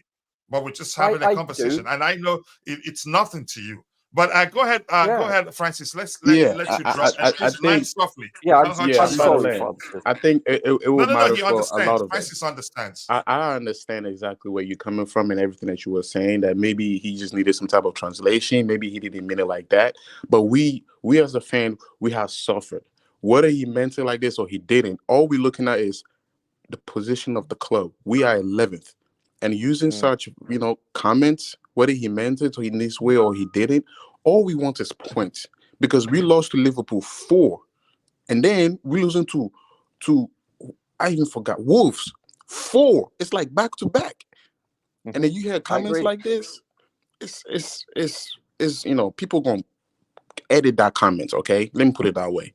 We're gonna make it look as bad as even if it was not meant to be, because we're in a bad position. Sure. That's where I'm gonna land. I think make it. I think Francis, you've made it make sense now. If we're 4th and that happened, and he comes out and say we weren't good enough on the day, nobody would talk too much about it.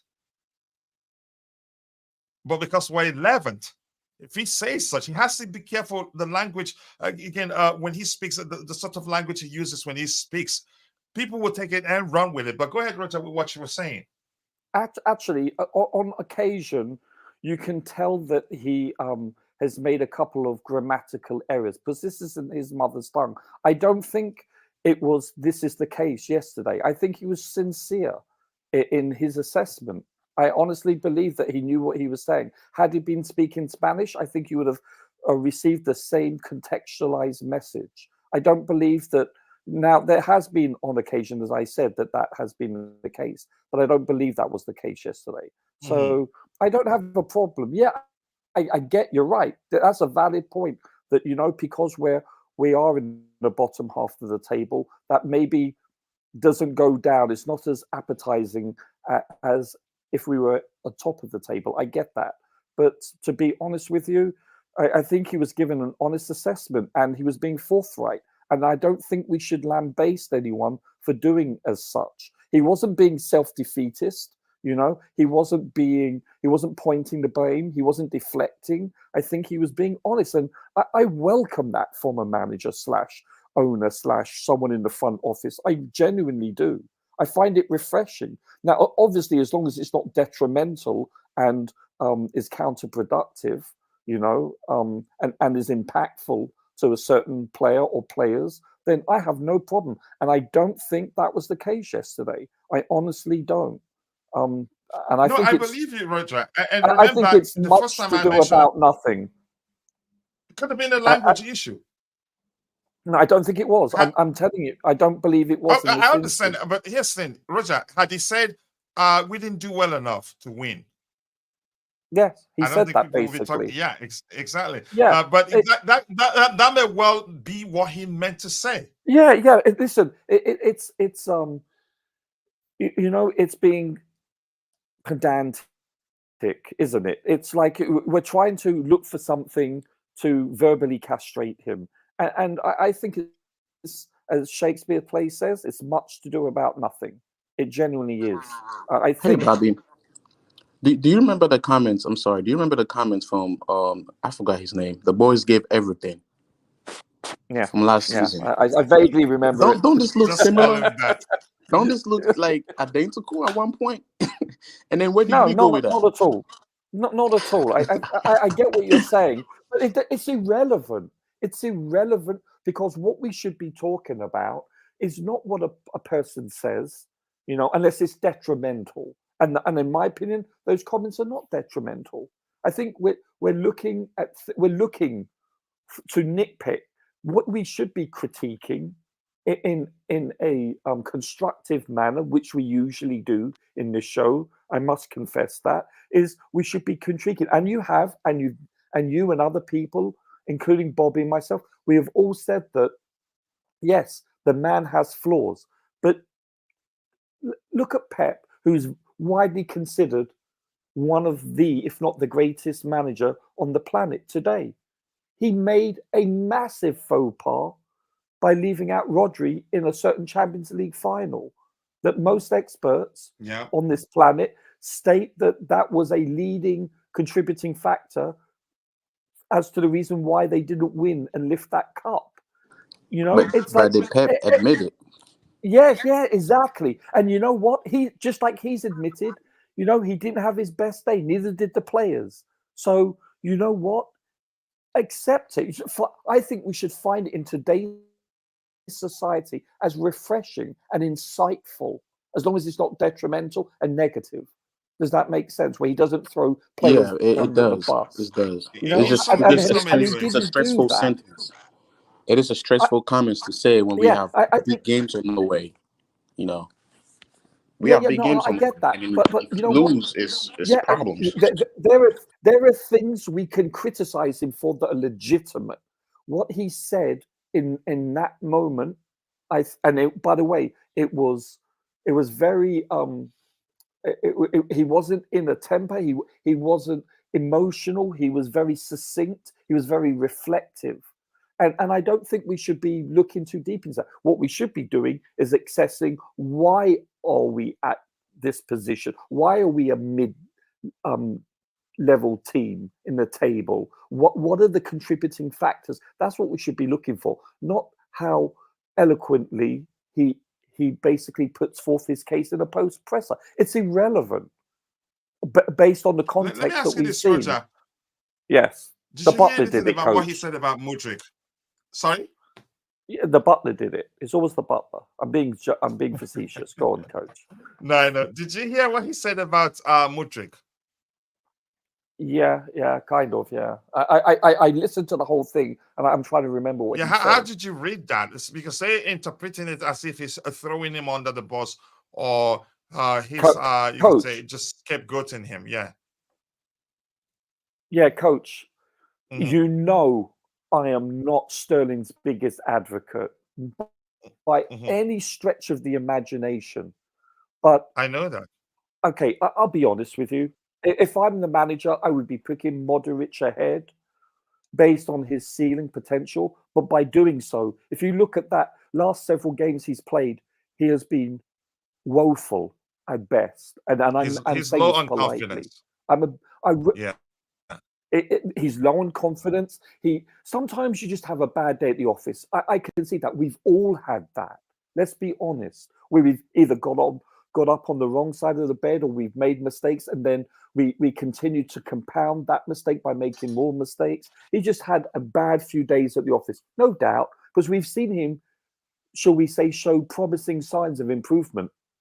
But when you're a manager and you're under such scrutiny and pressure, human nature dictates, and history points this out, that managers / coaches revert to more experienced players. And I get why he's doing that. But now, if he had, meaning Poch had a suitable and apt person that was competent as a replacement for Sterling, I'm using Sterling as an example, then yes. Just like Gallagher. Gallagher had, I thought, not his best game. But guess what? You have a look at Carney, Chukwuemeka. He's not fit enough to start. Otherwise, I'm sure that you'll see Lavia, you'll see Carney. You won't see Gallagher starting once those two are in place, in my opinion. Maybe you will, but not to the frequency of which we've seen him start. He started every single Premier League game, I think, this season. So do you understand? It's like you look at the look. I believe that Silva was not meant to start the vast majority of games. You wanted to wean him out, but guess what? We've had a plethora of injuries in that defensive line. You know, Fofana going down. You look at Badiashile. He's played only a handful of games, and he's not up to par right now. Do you understand? You look at Colwell. He is being nicked. You look at your wing backs. I'm not making excuses. I'm being factual. Listen, since our Champions League final, gentlemen, we've only had 11 games where Reece James and Chilwell have started. In 2.5 years, they've only started 11 games. That is a damning statistic. Yeah. Damning. Yeah, it is. Let me give those in the chat the microphone, and I'll ask Francis one question there. I know why Pep sold Sterling. He's a genius. Technically, we did get a bounce under Potter, but then the ball deflected. Jesus, that was a really weird bounce though, because we were playing like crap. It was deceiving bounce. But a lot of people were going Potter ball. I think, Roger, it was you and I that was saying, look, we're not paying attention at the time. Yeah, defending Frank Lampard, he had 9 players that didn't want to be there. I'm not going to argue anything with you with that one. I wonder what Chelsea would do if Palmer hadn't come to Chelsea. Probably signed another player. So I'm not going to be looking at that one. Let's like see what we have. Forget the Carabao Cup.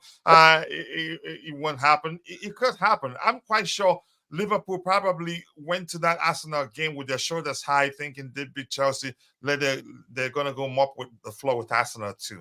And Arsenal did the opposite to them. Let's see anything else to address here. Good morning, Latif. Nice to see you. Watch out now, please. It will get worse. All thanks to Palmer. Else we would have been in the relegation zone. Let's see. Just send Roger to the H place. Roger is my person. H place belongs to you, JC, and the Bluetooth game. Who mans the gate there? So yeah, coach needs my soundboard is here. But I just as you can see, I'm not in the mood to hype anybody. I didn't even usually hype you up the way I do when I see you, bro. Chelsea FC has turned into a junkyard. Wow. Ashwata, I hope I pronounced your name correctly. Virtual Oath Studios. I haven't seen you in a while. We are okay. We're linked with Xavi Alonso. Let's try to bring him in the summer. Here's the thing.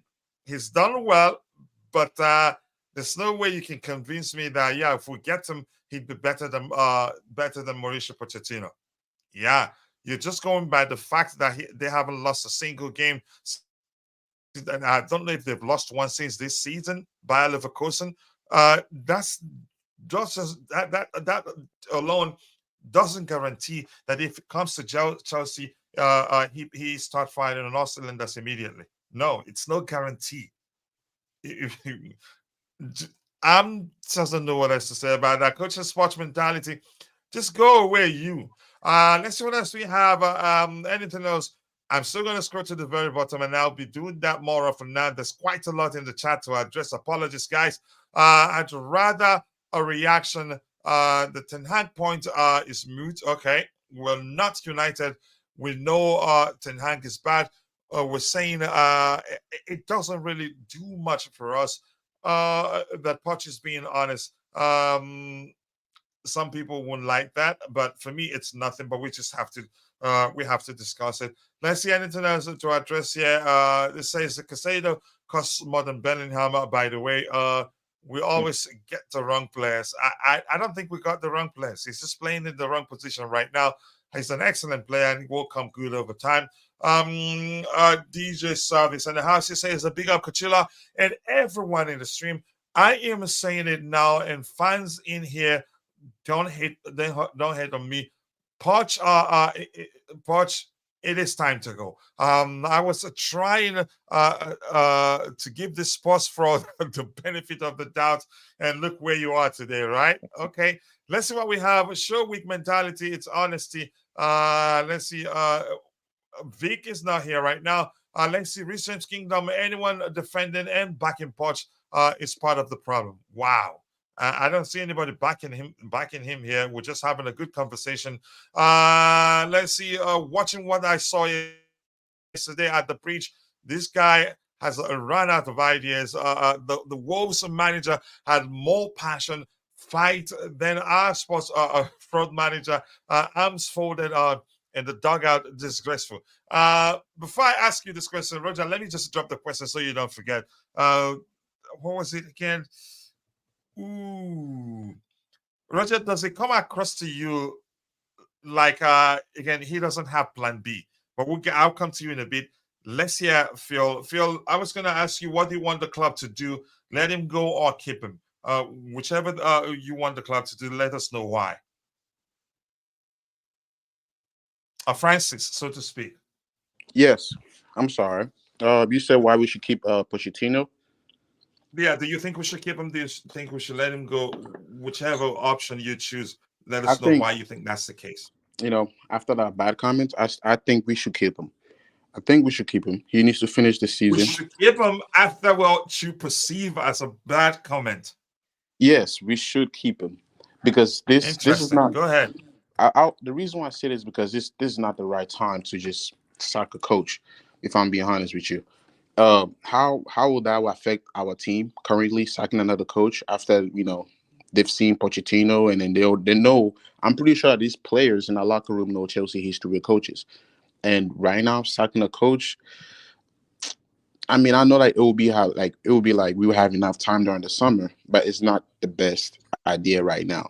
It's better to let him finish and then give him some players maybe during the summer. I will tell you this: give him some players, and the reason why we need to give him some players is because it's not all on his fault that he is where he is. Because whoever's decision it was to give us these high schoolers to come and play in the Premier League did a bad decision.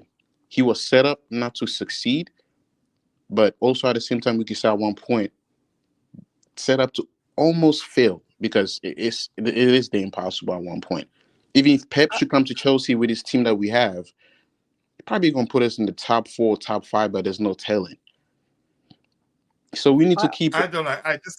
I disagree with that one. Yeah, can I just say, I'm not sure whether you mean that he was set up to fail. I understand the context, but I'm not sure it fits verbatim.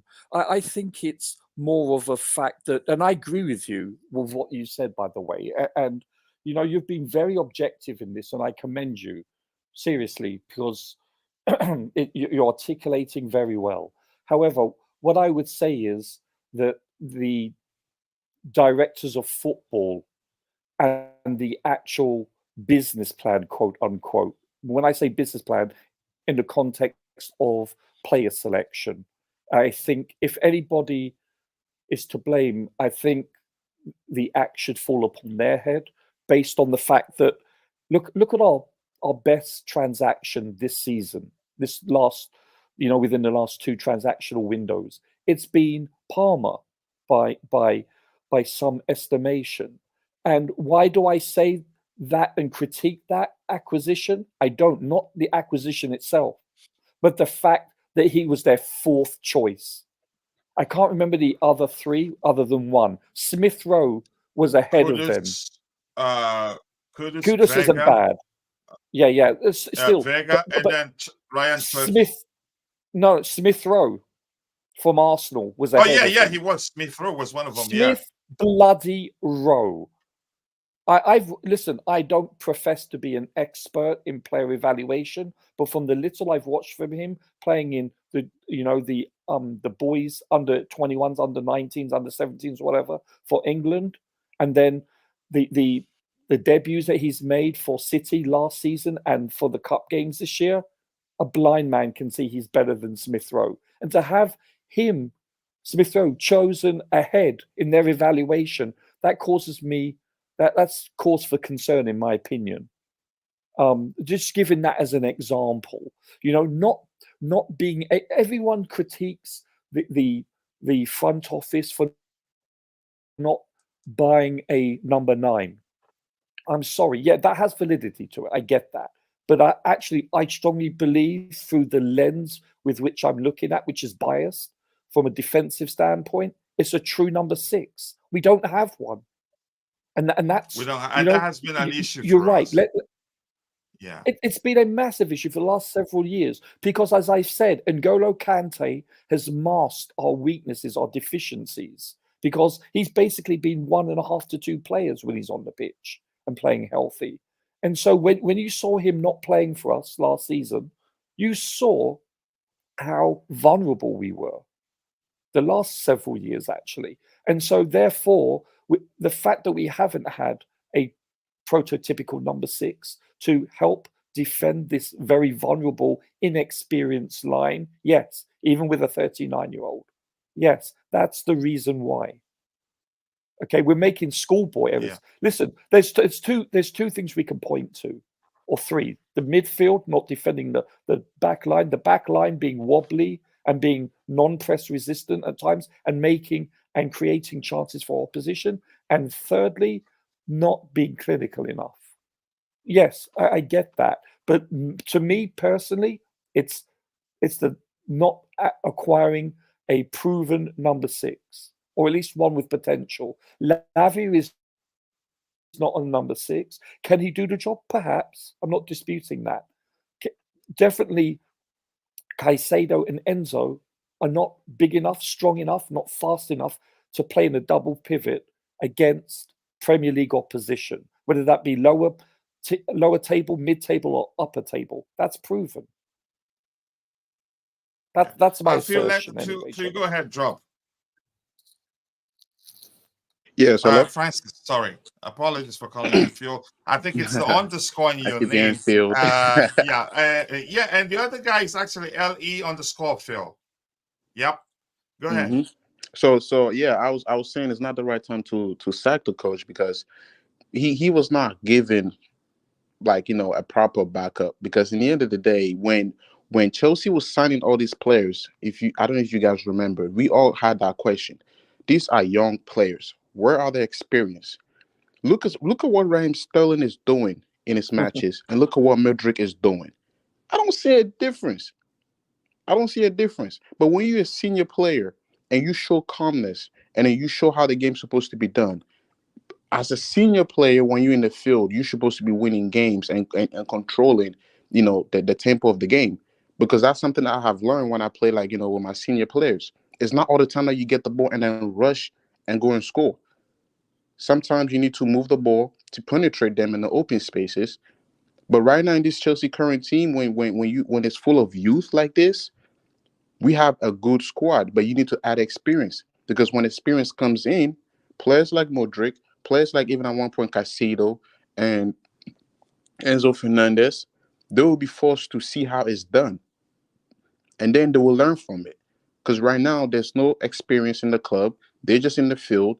And all that mentality is when they get, to the opposition box is to shoot. Or when Mudryk get the ball is to... Hey, hello, can you hear me? Hello? Yeah, Yes, crystal sir. clear. We're still listening. Yeah. Or when Mudryk gets the ball, all he do is just run with the ball and cross it in. And when you look at Arsenal, when you look at all the wingers, how did they act? You could tell like these wingers are being coached. It's not all the time that they get the ball and they just want to run into the box. Most wingers these days even are becoming creative wingers. They run into a dangerous position to make something happen. But when you look at our squad, Madueke, and you look at Mudryk just running and running and running, you could already tell what they're going to do by the time they get the ball. So sometimes it's like, when the coach give a player an instruction and then, you in the game, there's too much noise, there's too much pressure. Sometimes you forget. But when you have experienced players who keep on being calm and then you sitting at the bench, at one point you're going to have to look at this like, how is he doing this and making it look too easy? So that's the reason why I said if you give Pochettino some experienced players and you mix it up and you put a balanced team out there, you could see a different result.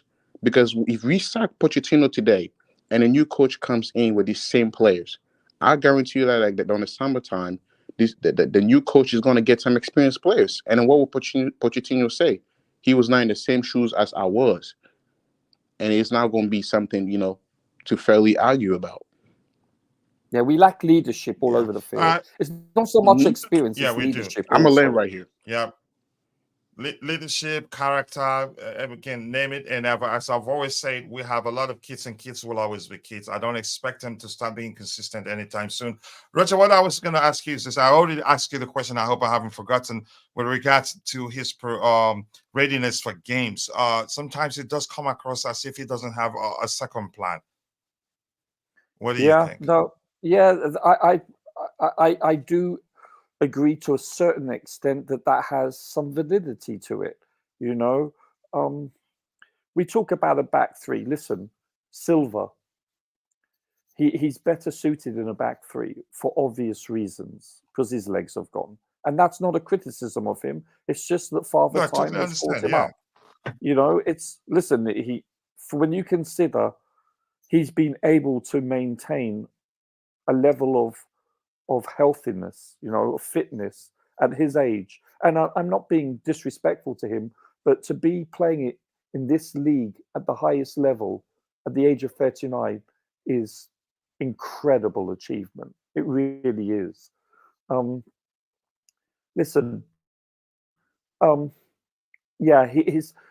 There have been on occasion times that I think he should have substituted 5, 10, 15 minutes earlier, or even at all. Yes, I get that.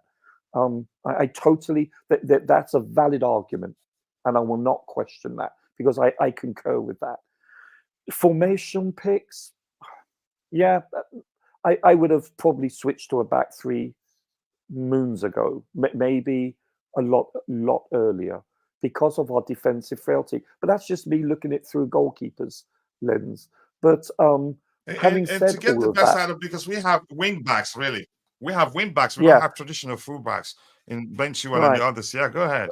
But let's be honest, though. A lot of the time, his hands have been tied. A lot of the time, But Bobby brought up some valid we've always points. considered those things. We've always considered Yeah, those things.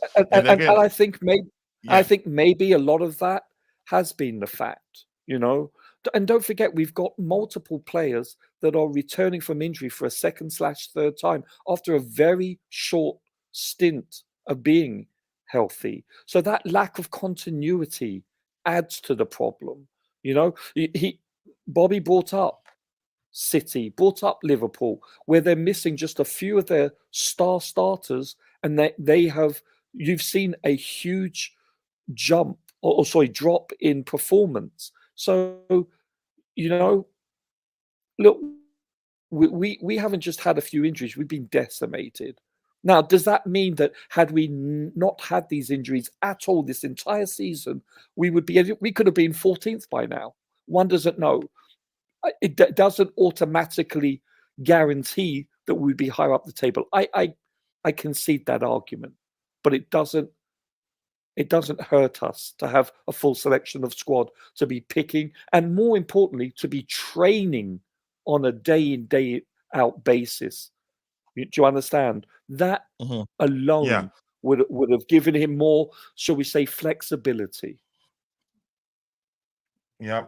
I didn't say this. Lucha, forgive me saying you're a fraudulent lawyer. I didn't say that. Chimera, thank you so much for the donation. Sincerely do appreciate that, brother. He says, you laughed at me, but who's laughing now? He saw one of my posts. He said, Coach, take a break. We're losing. He told me that yesterday. We're losing, but hesitant. But Chimera, thank you so much, brother. I appreciate all the support and the love you've shown this community. I cannot thank you enough. Where was I? I think somewhere there is something. DJ has this in the chat. It's the manager's job to explain what's ailing his team. He's not there for making a nice, educated, and grounded statements. I'm sorry, Poch is a bridesmaid, never bride. Wow, some comment right there. Let's keep dropping the lines on the stream, people. Roger, sorry, mate. I respect your views. Whoa, he's left the gang. I respect your views and opinion and your brother, but Poch's post-match conference after that match, this guy was more or less asking for a sack. Wow, that's how a lot of people Hello, did say DJ. that. Yeah. DJ, he's been saying hello, so he's not ready to fight you. Up to now, Pochettino doesn't have first 11. Remember, days are going. Okay, I don't see where we're going. I don't see us going far. Okay, I think that's what you meant there. I don't know. Chelsea fans said Havertz was bad, but he helped us win the Champions League. And after that, what happened?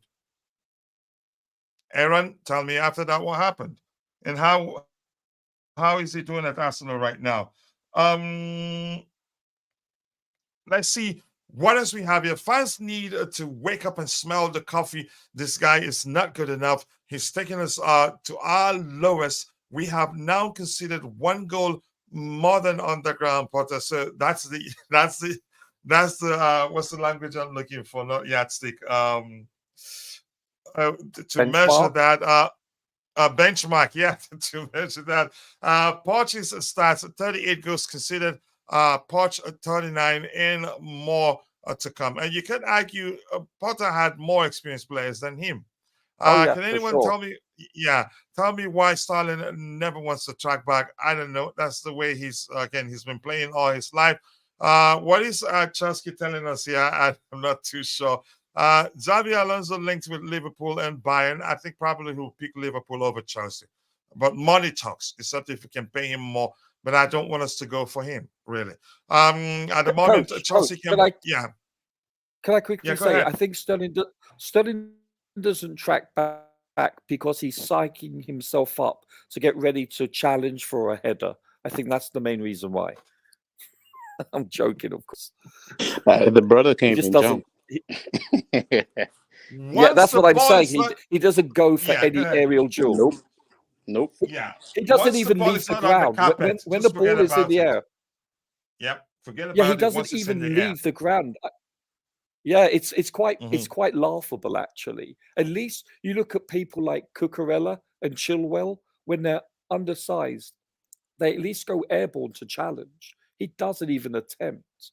I was just being facetious too. I don't remember even the know. last time I saw him hit a 100% sprint to track back a player. You know, he just Yeah, He he just did it jogging. a few days ago, and Roger praised him actually. yeah, It he was did like once. But magic. I he's couldn't believe it either. but Yeah. he's a statue. Even when he is back in defense, he's just standing there. And you know, like in training camp, you have those fixed metal profiles of a player that are put into the ground. You know, it's like that's what he is. He's a statue there. He offers nothing defensively. He doesn't. He doesn't even attempt most Nope. of the time. And even Modric does better than him at one point. You know, So that that's I concede that. But then again, Modric is caught out of place so often defensively, and that's only natural. He's new. He's young. You know, he's not instinctively a defensive player. I think But Modric is given the vibe of a player you have to repeat yourself I agree. 10,000 times to keep on telling him the basic things. Because the brother just keeping one thing in his head whenever he gets the ball. Either dribble or run Yeah. with it. But all his Yeah, dribbling has always been intercepted. Always intercepted. yeah. So So he's the he best. needs a proper coach. He's a raw player. He's raw. Let's not kid ourselves. But his To ceiling his defense, potential I is would quite argue high. that the manager didn't help matters either. But go ahead, Bobby, Roger. Mm-hmm. No, yes and no. Because I get what you're saying. He's either been unfortunate with a nick after playing well, or you know, it's the coach. Listen, the manager / coaches, not just Pochettino, but the coaching staff. They evaluate players on the training ground in Cobham, day in, day out, and obviously, there's a reason why that they don't consider him to be ready, and we've seen that. We've seen that time and time again. It's been justified when we've seen him play, especially recently. We've seen, oh gosh, that's the reason why he's not played ahead of. Now, I personally would still persevere and stick with him because I believe he could only get better. and not get worse, because he's the type of player that in all likelihood needs repetition. He needs experience. You know, you could argue that negative experience could be detrimental to his growth, and that's probably why they're protecting him. You often hear that expression. So there's valid points to both sides of this coin. But personally, I would pick him ahead of Sterling. That's my argument. But I understand why Sterling is picked ahead of him, because of his experience. I don't agree with it, but I understand the logic behind it.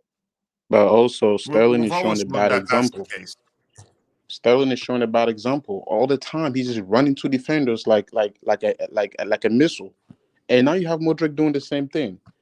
Give Modric a coach that yells, that break chairs, and that breaks, I don't know, at 1 point tables. Mourinho what Mourinho will do to that guy? Because Modric just seems to come in the game and do the same thing. It's like almost you could tell that the message hasn't gone through his head yet. Yeah. So he is a great player, but he's not. I don't want to say he's not being coached, because I'm pretty sure that Pochettino have pointed it out to him many times.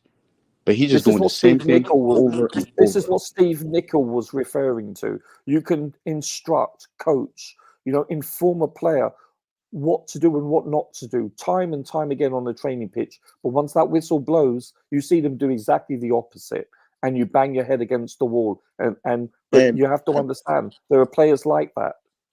And also, I have proved to the reason why we need an elite coach, because Modric, Nani, and the players that we have, even at 1 point Sterling, if you give these guys a proper formation or tactics or structure, we can make something out of them.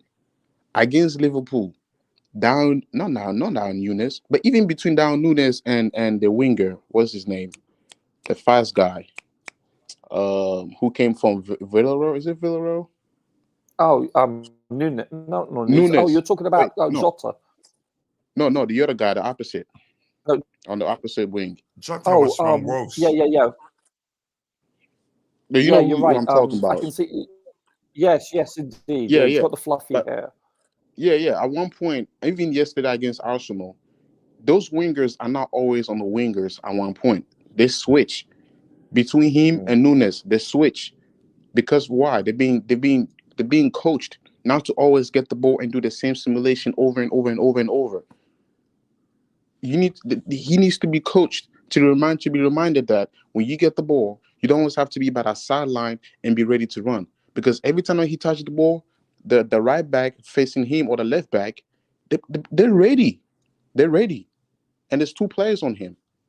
So I think if you have a proper coach, that have to tell him, like, look, what you are doing is not working. You need to learn how to invert at one point, or even switch between you and a striker. That's the reason why I've said, like, what's his name, Pochettino. He's not an elite coach, because we used to sign coaches to win trophies, and now it looks like we are signing coaches to get the best out of players, and it's like it's a whole mess. He's not the guy, but I'll let him finish the season though.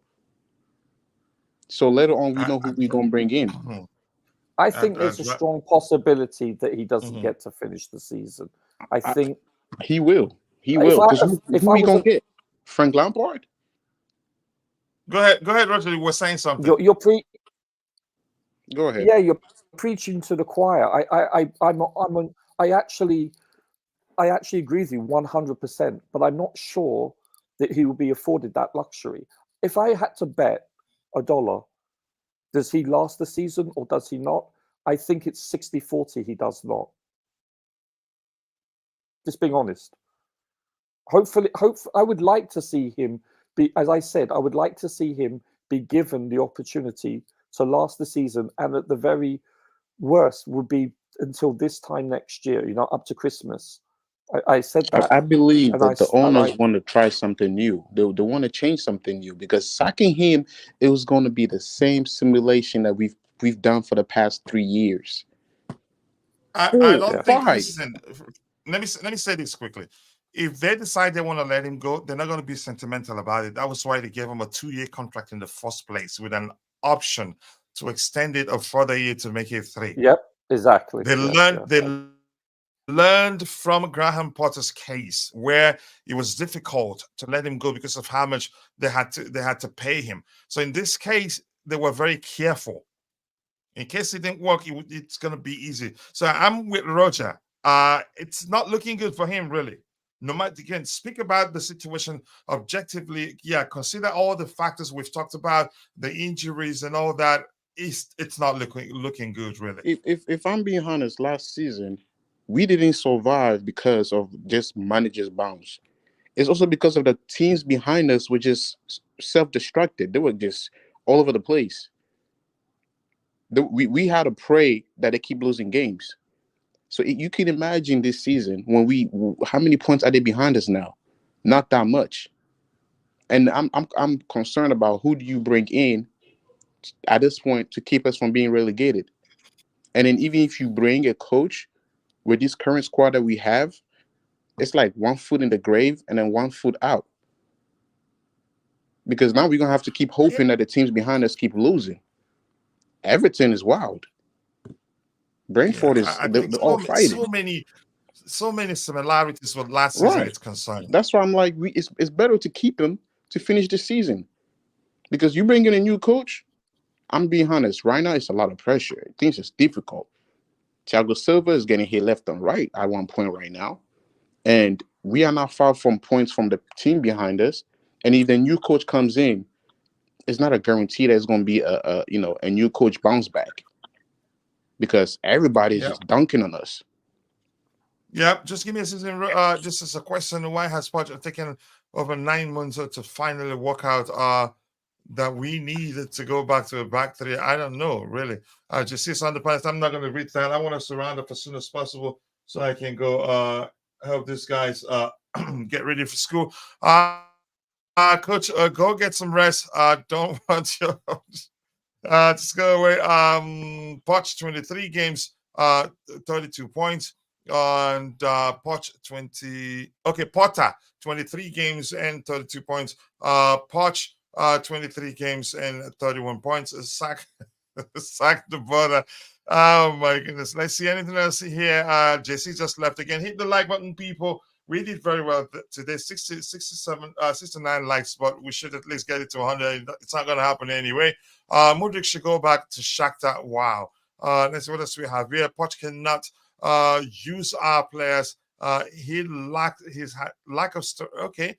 He said he lacks a strategy. He lacks strategy. Okay, I'm not sure. Whenever we play with a false nine, Poch is a liar. I'm sorry, Mudrik had a couple of his whatever you say there. Jesse, let's hear you so we can call it a day. I'm tired, really, and plus I have to go get help these guys get ready for school. Yeah, coach, just want to summarize. Like, people are having a lot of judgments about our players, but what we need to understand is, like, this is a team sport. If you are really criticizing our wingers for not dribbling past or not creating enough, I mean, our wingers are being easily tackled, like they are being doubled up easily, and a lot of our attacks go from the right side because that's where our attackers gang up with Palmer, with the fullback, either Disasi or Gusto, and then also Madueke or Sterling or somebody. I mean, we create more overloads on one side only because Poch, being a defensive, like, he always like to have three at the back, so he will gang up on one of the corners, and if it does not work out because the defense line also gangs up, our build up is slow, then we go all the way back and take the full circle and then go from the other side. By the time the ball reaches the other side, the defense of our opponent has already ganged up the other side. It's all down to the tactics and the setup. Stop crucifying these players. And these players are good enough. We need a proper manager and a proper setup. This manager is incompetent. It takes him 7 months to even realize maybe I should try something different. Did you call me coach? You can come in. Once JC drops, we yeah, have about 3 minutes. I will give you that 3 minutes. yeah, but Once so, JC okay, drops, yeah. I will quickly summarize here. I mean, yes, we have had injuries and like a lot of players have been missing, but when we did have some players, I mean, the patterns are the same, and the incompetencies have been the same.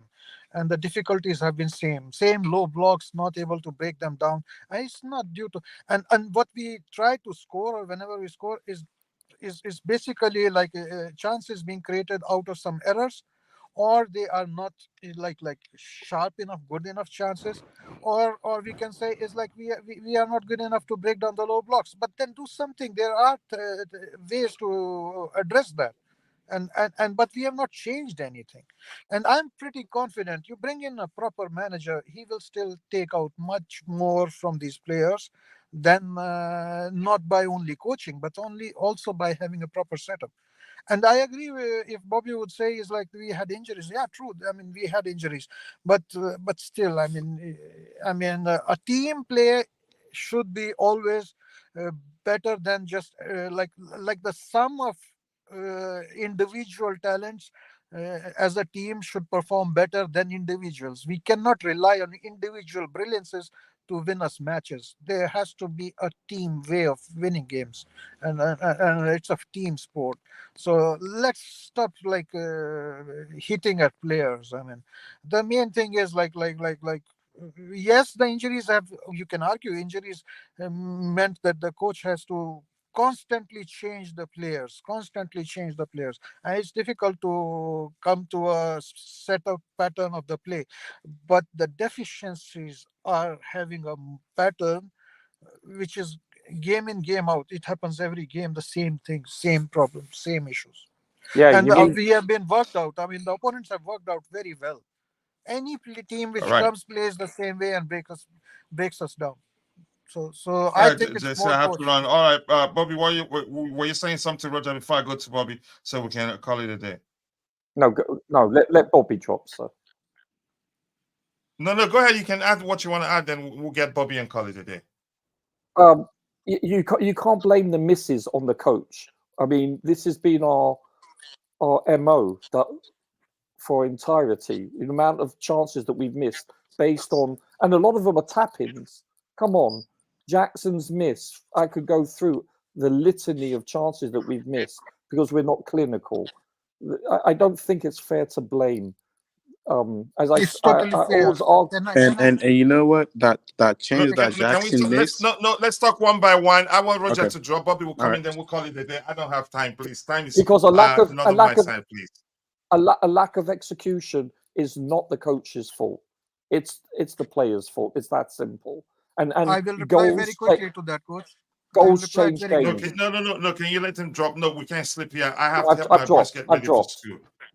Go ahead, Yeah. Roger. You He dropped. is dropped. Yeah. So let me quickly say that our chances since November have been one-off chances. There is not a clear pattern of sustained pressure building up, resulting in goals. And these kind of chances, if you look at how many chances has Haaland missed, or everybody misses chances, but these are not at the same quality level and pattern of play and consistent pressure, which is building up into making an excuse for the execution. You can always do that even in a game where, but it's not just about your figures. And if you really look at the chances which we have created, they are again, as I We say had the again, largest are due to XG let me last land, season. Roger, let me land. I don't want this to be back and forth. I have So Bobby. Look, these I have chances, to take my boys to school. these chances are due to individual qualities, resulting in some individual chances in not in a pattern of play or a sustained pressure building or something like that. We are just playing I beg to ball differ. sideways.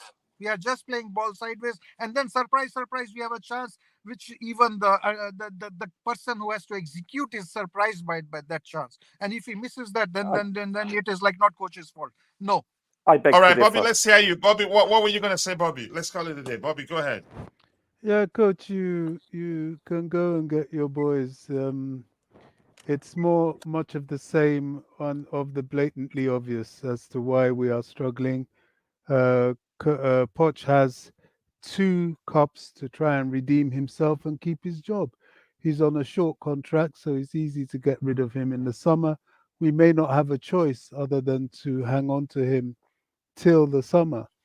That's basically it. You know, the players, well, Yes, somebody made a point about experience. Yes, it would be good if we could get some experience, but the financial fit and proper persons regulation is an issue. We need to make sure that whoever we get that's experienced doesn't ask for ridiculous wages, as is what we are struggling with at the moment, and probably why we might have to get rid of Gallagher because of the any wage demand that's outside of the club's preparedness to pay will be a problem. So this is it. Is this a long-term project? We know it is. Is there a solution? Yes. Short term, there are solutions that Pochettino is proving himself to be deficient with. His tactical deficiencies are beginning to show. Is that because of the players that are injured and those that are coming back unfit? It's a huge reason. Is he responsible for players fluffing their lines in front of goal or the lucky goals against us? No. But the tactical inabilities, like to switch formation at the time when you're under pressure, that's all down to him. So it's a cocktail of a number of things. What's the fix? I have a suspicion that winning a cup could start a change in everything in terms of who he is as a coach at Chelsea. All right, thank you so much. I appreciate you all finding the time to join the show, and I can't thank you all. As you can see, I'm losing my voice and didn't hype anybody today. I want to say thank you to Bobby, Roger, JC, Francis. Am I missing anybody? I wish I missed saying Roger's name. All of you there, I'm going to say thank you to the Bluetooth for game. Can Kimso join the Kimso lateness is greatness. Thank you for finding the time to join. Thank you to Constantine Dante, all of you in the chat. And I miss you. If I miss your name, apologies. I'm only human. See you guys next time. God bless us all and cheers.